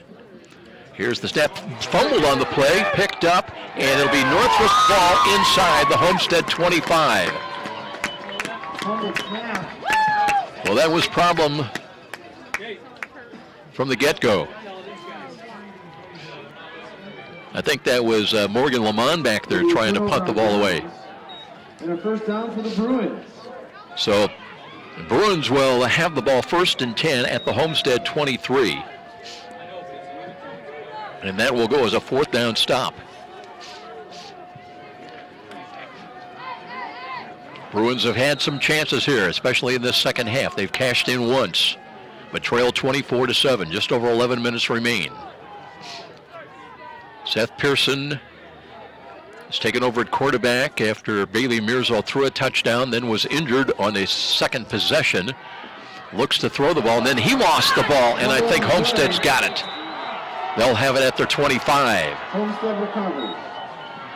So back-to-back turnovers. And the Spartans take over once again. That's going to be very frustrating for head coach Jason Dorfler. In business, and they've just not been able to capitalize tonight on the opportunities presented. Spotted right at the 25. And I think it's taken us 10 minutes to play 1 minute of game running time with all the turnovers and penalties. Archibald back in quarterback for the Spartans. Well, they'll bring Jake Archibald back in now to quarterback for the Spartans. And we may see a steady diet of runs, either by Hardwick or by Archibald. Here's Jake looking, and read option again, calls his own number. He's got running room off to his left, cuts to the 30, 35, 40 in a foot race, midfield 45, down the left sidelines. Got a chance, but touchdown saving tackle inside the 15 stops them from scoring, as that time it was Jaden Smith that came over and made the play, but not before Archibald, as we mentioned. He can run, and he picked him up and laid him down. It'll be 1st and 10 at the Bruin 15-yard line.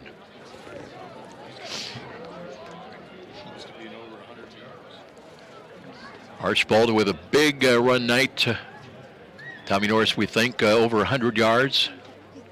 I want to thank again the Northrop coaching staff that present us a look at some statistics here at halftime. Now Archibald again. Taking a look out of the pistol. Looks on the read option. He wants to run to the right. This time Northrop expecting him. And they'll tackle him for no gain right about the 15-yard line.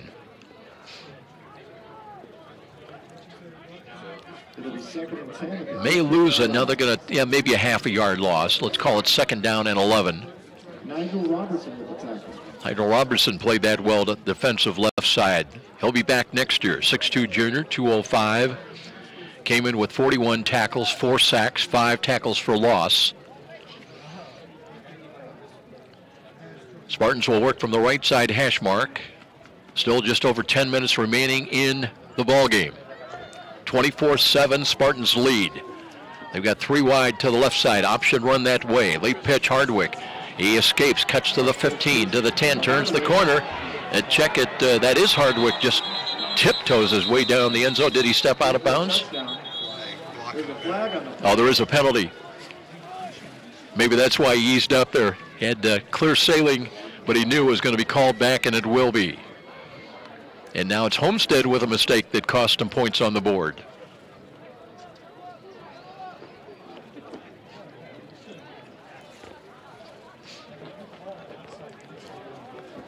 Homestead came in averaging just under 28 points a ball game, giving up just over 19. Right now it's 24-7. Couple of penalties, but the first one declined. The hold will be accepted. There are 2 penalties on the play by Homestead.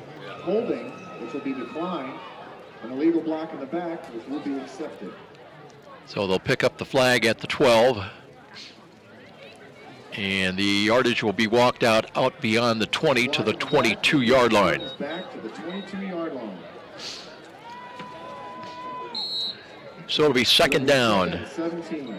Ball's at the 21. 2nd down and 17. Spartans were short a player. Now they check in.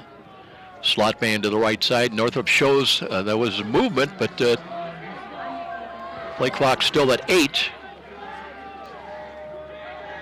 Spartans readjusting now. Short drop. Archibald wants to throw the fade to the left side. Got a man wide open. It'll be not caught. trying to look to the left corner. That was Braden Layton, but led just a little bit, about a half yard too much. He was wide open, but Archibald couldn't find him. Incomplete. There's a So, penalty on the and there's yet another penalty flag.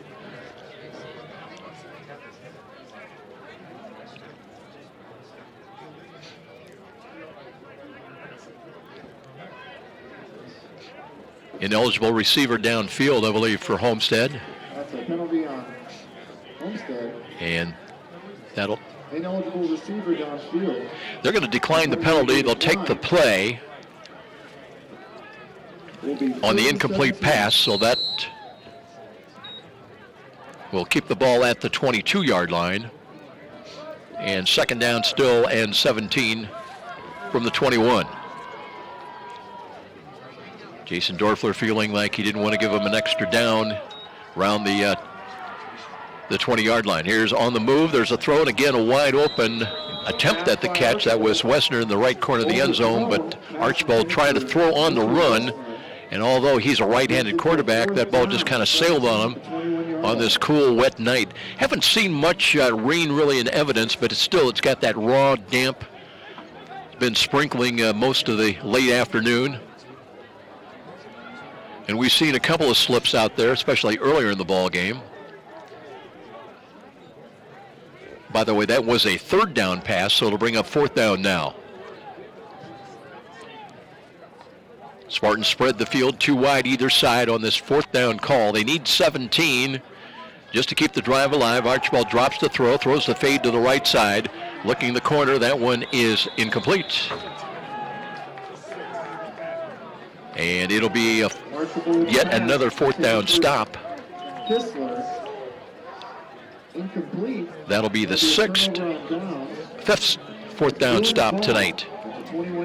Kistler was the intended receiver in the right corner, but again the ball overthrown.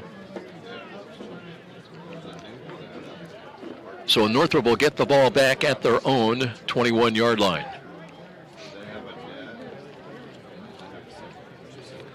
And there's Bailey Mirzo coming back into the ball game now. So good to see him trotting back on the field, 5'11" senior. Jeremiah Green checks in again as the running back, offset to the right. Spread offense, too wide either side.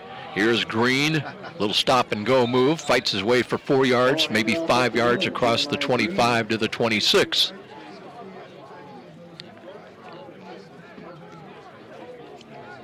Northrop getting in that spot, trailing it by 17 here at home, while we have just over 9 minutes remaining, where they are getting to the point where they need instant points. Mirzo short drop, pump fake, now throws right, looking for Pettis. That one picked off. Kind of hung up there as that ball intercepted by Homestead, as finding the handle on the ball, that was Melke. Braden Melke with the interception. Mirzo tried to set up Pettis. Didn't work out that way. So Homestead will get it back in what is certainly kind of turned up into be a turnover, battle of turnovers. Homestead with the ball at their own 48.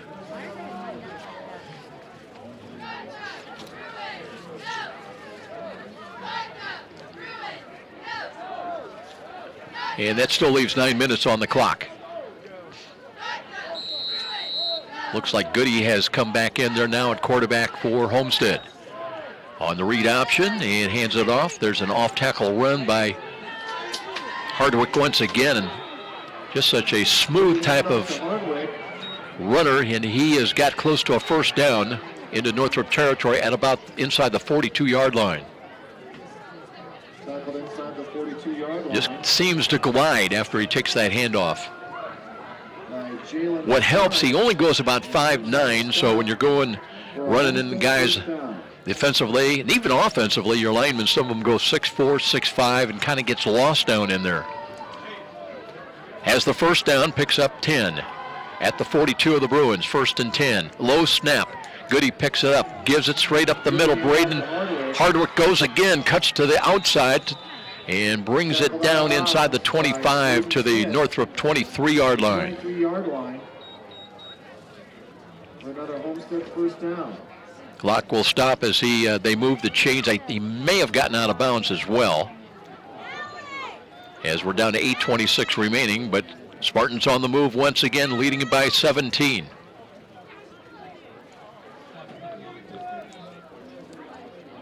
Again, the Spartans not huddling up. They've got the play wagged in from the Spartan bench. They'll have 3 wide to the left, the wide side of the field. Luke Goody out of the gun, wants to throw the screen, has it complete near side. Cut from the 25 to the 20, and that'll be taken by Aiden Vachon. And they'll mark him out of bounds inside the 15, right at the 10-yard line. Tackled out of bounds by Antoine Scott. Scott on the tackle for the Bruins. Down to about the 10-yard line for another Homestead first down.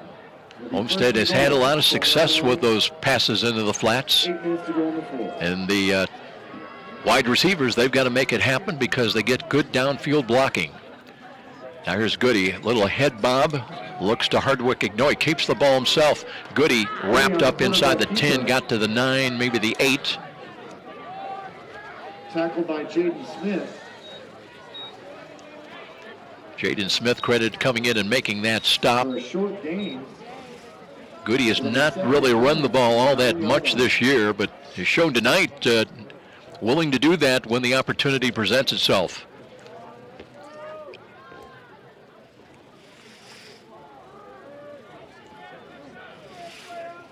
Oh, we've got a change in that Concordia score now. It was 21-14, but you understand that Belmont has regained the lead at 27-21. A bad snap over the shoulder of Goody. Scramble for it, and it will be Northrop's ball. Cowan, I believe, fell on that football. No, it's Antoine Scott that's got it for the Bruins. But Northrop stops the bid by Homestead getting into the end zone. And the Bruins on the fumble recovery will have it at their own 32-yard line.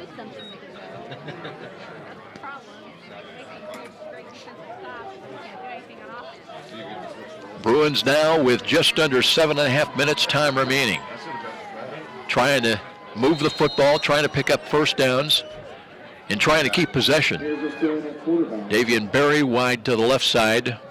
Adrian Sewell flanked inside of him in the slot, 2 wide to the short side. And Mirzo, 2-step drop, looks, steps up, wants to run. Now cuts to the 35, gets a block, cuts to the 40, penalty flag thrown. And down the right sidelines, Mirzo's to the 35-yard line, delivered a blow, and some discussions. Ball may have popped free too.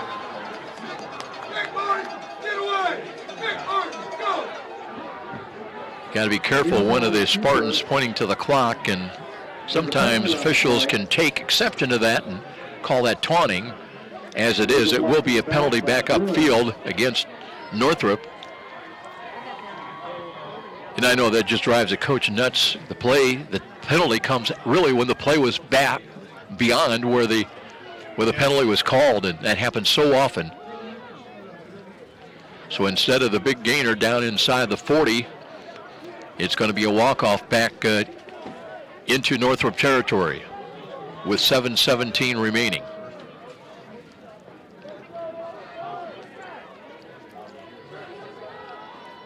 Tell you what, these officials have worked a lot of real estate tonight with penalty walk-offs. And here's another one. They'll take it inside the Bruin 30 back to the 28-yard line is where they want to. Official doing his best to try to dry the ball off.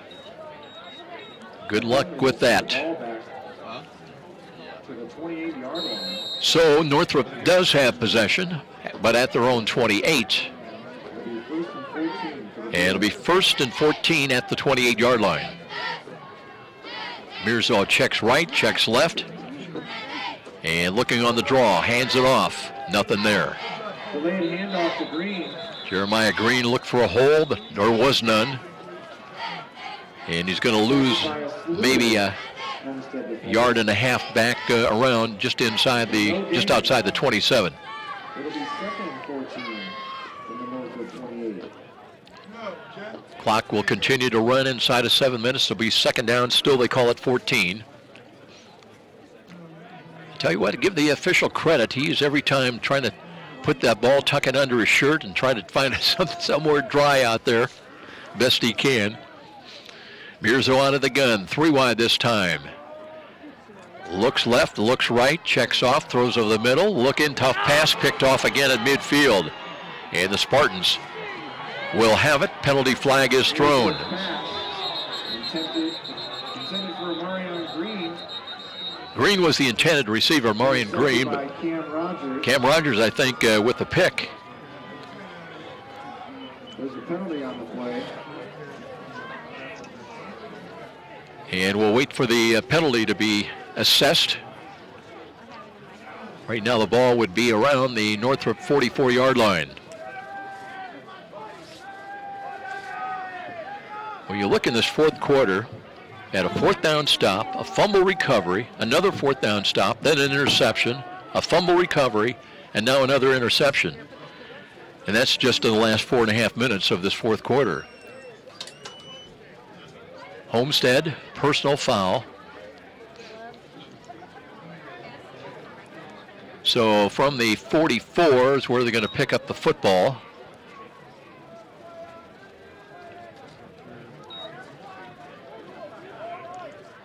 And that'll take the ball across midfield.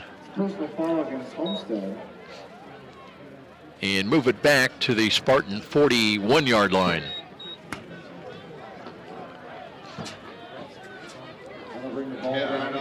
It will be Spartan football. 1st and 10 as Archibald comes back in.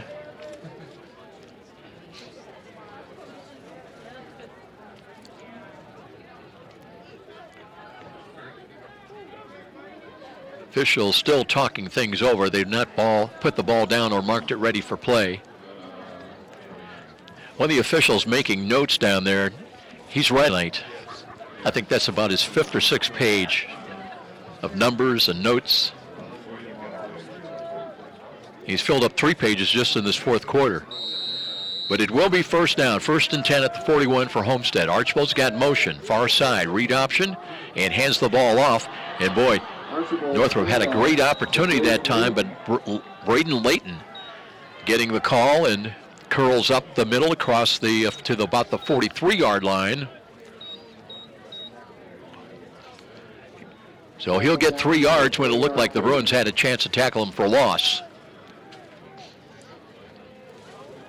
Kistler stays in there, 6'3" sophomore.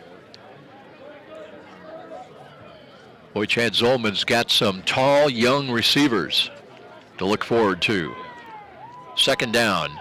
Quarterback run all the way to the right side. Archibald 1st and 10, bounces off a tackle, carries tacklers down to about the 46-yard line. Just a tough run. Down at the 46-yard line by Nigel Roberts. Tommy Norris was talking before the ball game how stout he is. Good run, 1st and 10 Homestead.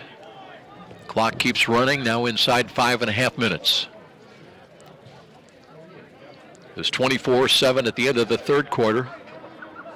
17-0 at the half.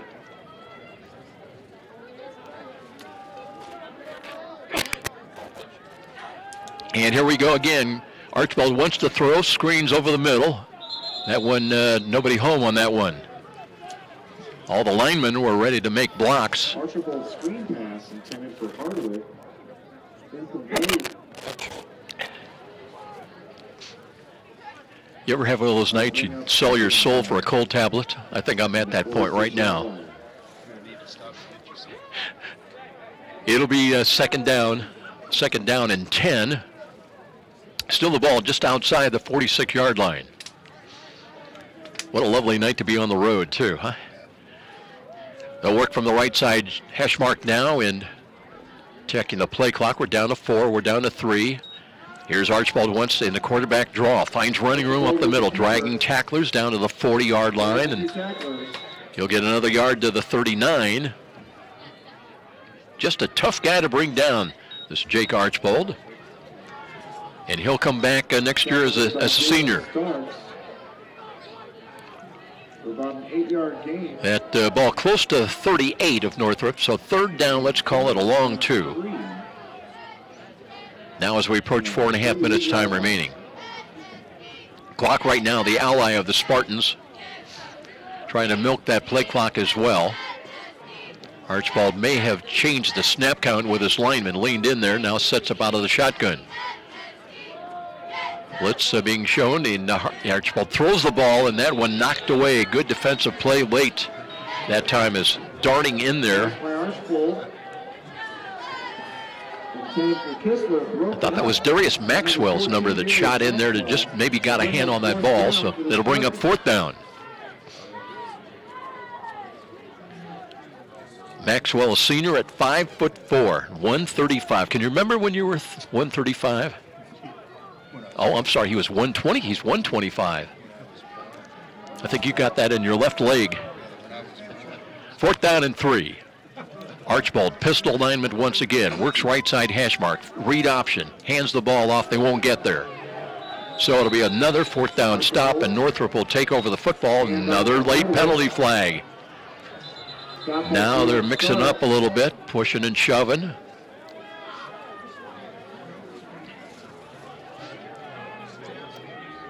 That may call for another little meeting by Jeff Carmichael with the co-captains with just over 4 minutes, 4:07 to play. There's a flag on the play. Bruins had him stopped, but now let's see. That's going to be a dead ball foul or what we're going to have here.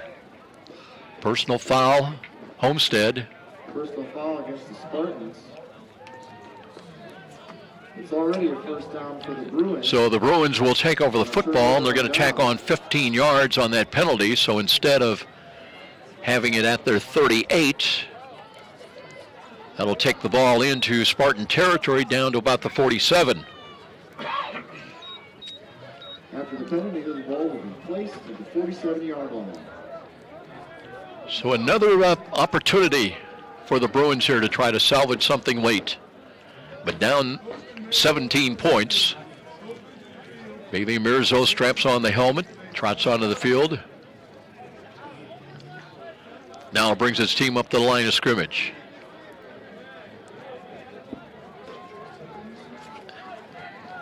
Gwellen Pennison, part of the trips package to the right side. Mirzo out of the pistol, looking to his right.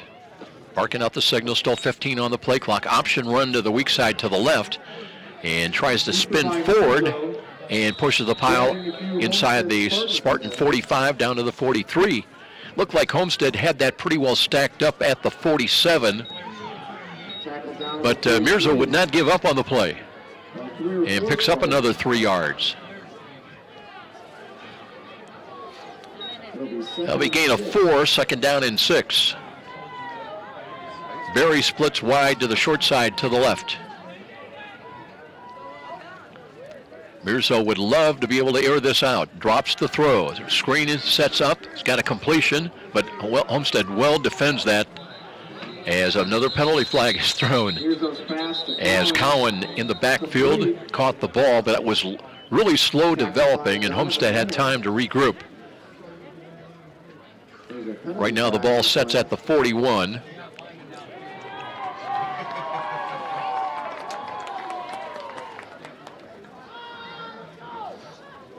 Still the discussion among officials.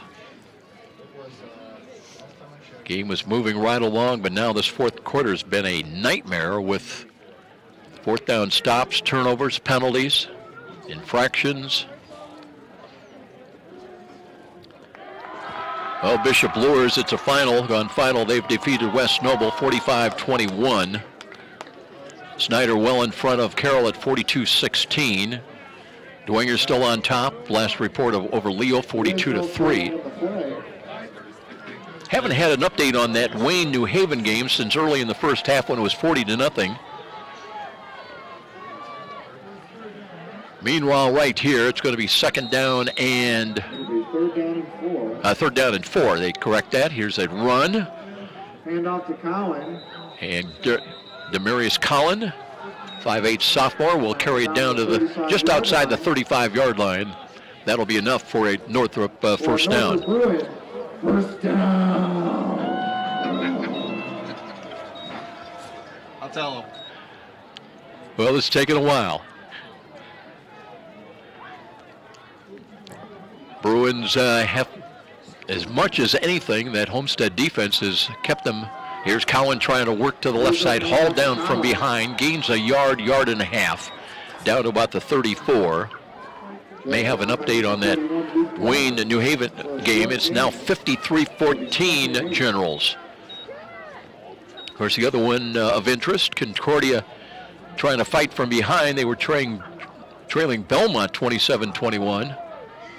Wouldn't that be something if the Braves upset Concordia? Mirzo first, now second down after a gain of 2, second down at 8, motion Green. Right to left behind the line of scrimmage. Here's Mirzo looking, can't find anything, and trapped up and dropped back outside the 35 at the 37-yard line. Mirzo back to pass, sack. Again, that's been the story by and large tonight. He's just not been able to find open receivers. Luke Palmer. Luke Palmer credited with coming in, making the stop from his linebacker spot. That'll bring up a 3rd and 11. And we are down inside of 2 minutes with the clock moving here late in this fourth quarter. Final opportunities. Gwellen Pettis will be back, as we mentioned. He's a junior. Davion Berry, though, a senior. Here's Cowan, twists, fights, steps out of a tackle, still on his feet, inside the 30. Hand off to Cowan, shakes off a few tackles. So he's down to the 29 with 90 seconds remaining. Did not get the first down. Still brings up a 4th down. So it'll be 4th down and still 4th and 4. But you like the drive by Demarius Cowan. Did not give up on the play.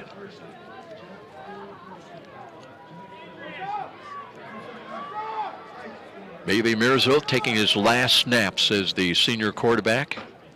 Well, the same that you can be saying for Seth Pearson, who saw minutes tonight. Under a minute remaining, 4th down. The Bruins need 4 yards. And right at the snap, whistles blow. And I believe the play clock ran out. Delay of game against Northrop. So it becomes 4th down and 9. It'll be a delay of game on the Bruins. And I'll bring it to 4th and 8. So now the ball comes back to the 34-yard line. Pettis and Green check out. Now the task becomes just a little bit more difficult for the Bruins. Mason Hoffer comes in. Middle of 3 wideouts to the left side. Here's the read option. Mirzo trying to run. And still on his feet, cuts it out, tripped up inside the 25. Let's see on the quarterback keeper call. Let's see if he's got enough for the first down. Looks very close to it. Looks to be another Northrop Bruins.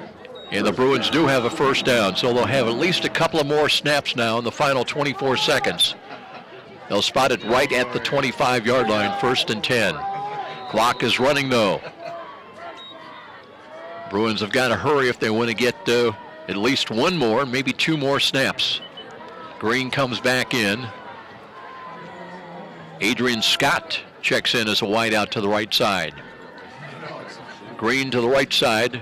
Clock is stopped right now with 19 seconds.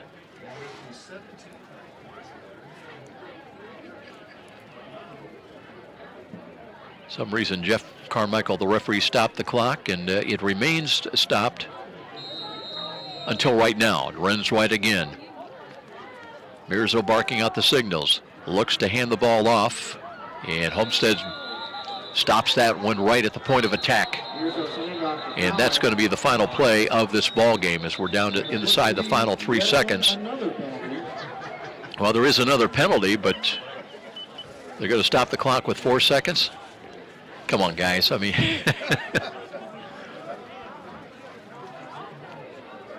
yeah. And that's going to be the ball game. It is against Northrop, so it mercifully will end in this 24-7 final. Game over. So with the win, it will be Northrop advancing, or I should say it'll be Homestead advancing. They're 7-3. They've won 5 in a row. and the Bruins, their season will end at 3-7. We're going to take a timeout. We'll be back with the Walburn Financial Management postgame show. We'll have final comments. Then we are going to hit the road to Chicago. 24/7, Spartans win it. This is IHSAA football on 104.3 WOIV. What do you need left? Runners are running, play coming home. From the crucial plays to the highlight of the game to the victory celebration, we are there.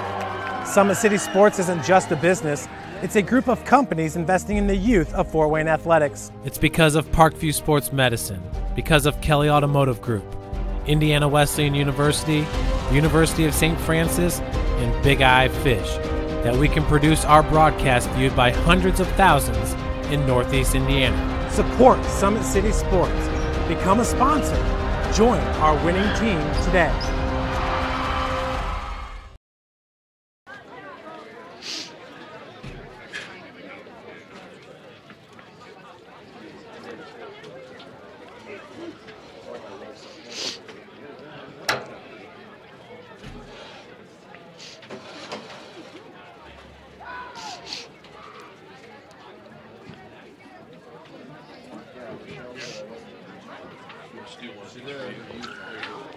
Thank you, I appreciate that.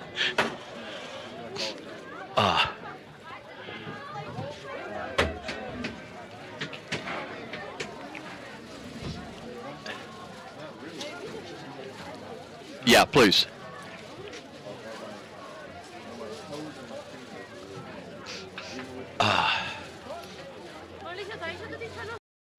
When you experience a sports injury, muscle, or joint pain, you want treatment right away. Parkview Ortho Express provides same-day orthopedic and sports injury care without referral or appointment, offering diagnostics, x-rays, the region's only body composition DEXA scan right inside of the Sport One Parkview Fieldhouse. Walk in Monday through Thursday, 7 to 7, Friday, 7 to 5, and Saturday, 8 to noon. For more information, go to parkviewsportsmedicine.com/orthoexpress. It's the comets. Comets falling from the sky. Comets falling from the sky. Comets falling from the sky. Comets falling from the sky. Comets falling from the sky. Comets falling from the sky. Comets falling from the sky. Comets falling from the sky. This is the first time I've been able to do this kind of more complete understanding or view of your body. One of the things that's really important about this is that it's kind of legitimizing us as athletes. Parkview Sports Medicine. Game on.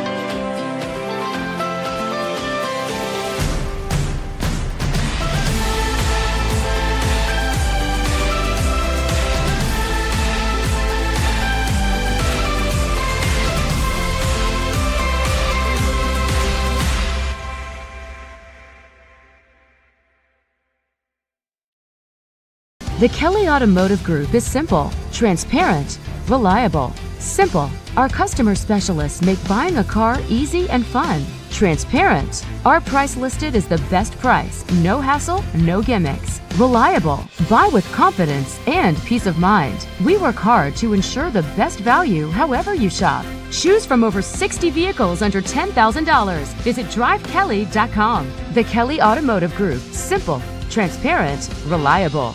Concussions. They're a concern for parents of athletes in any sport. That's why Parkview Sports Medicine is leading the way with the area's first concussion clinic. Our integrated sports medicine team utilizes an innovative, evidence-based approach to manage athletic-related head injuries in those 14 and older, providing comprehensive care to get the athlete you love safely back in play. To schedule an appointment, call Parkview Sports Medicine at 266-4007. Reaching higher, pushing further. Parkview Sports Medicine. Game on. Get mad about blue. Get mad about your Fort Wayne Mad Ants. When looking for the best basketball action in town, it's the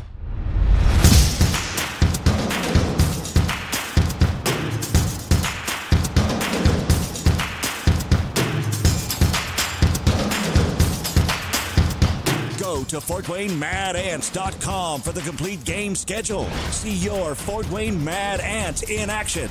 Get mad about blue. I chose St. Francis because they made a promise that I would have real-world experience that I could take when I graduated, and they delivered on that promise. For me, the classroom only gets you so far, so they're setting you up with an internship. I had a mentor that they set me up with that was a CEO of a DuPont hospital in Fort Wayne. They offer degrees in accounting, business administration, risk management and insurance, marketing, and finance. You know, they just did a great job of the full circle of not only the education but also the experience.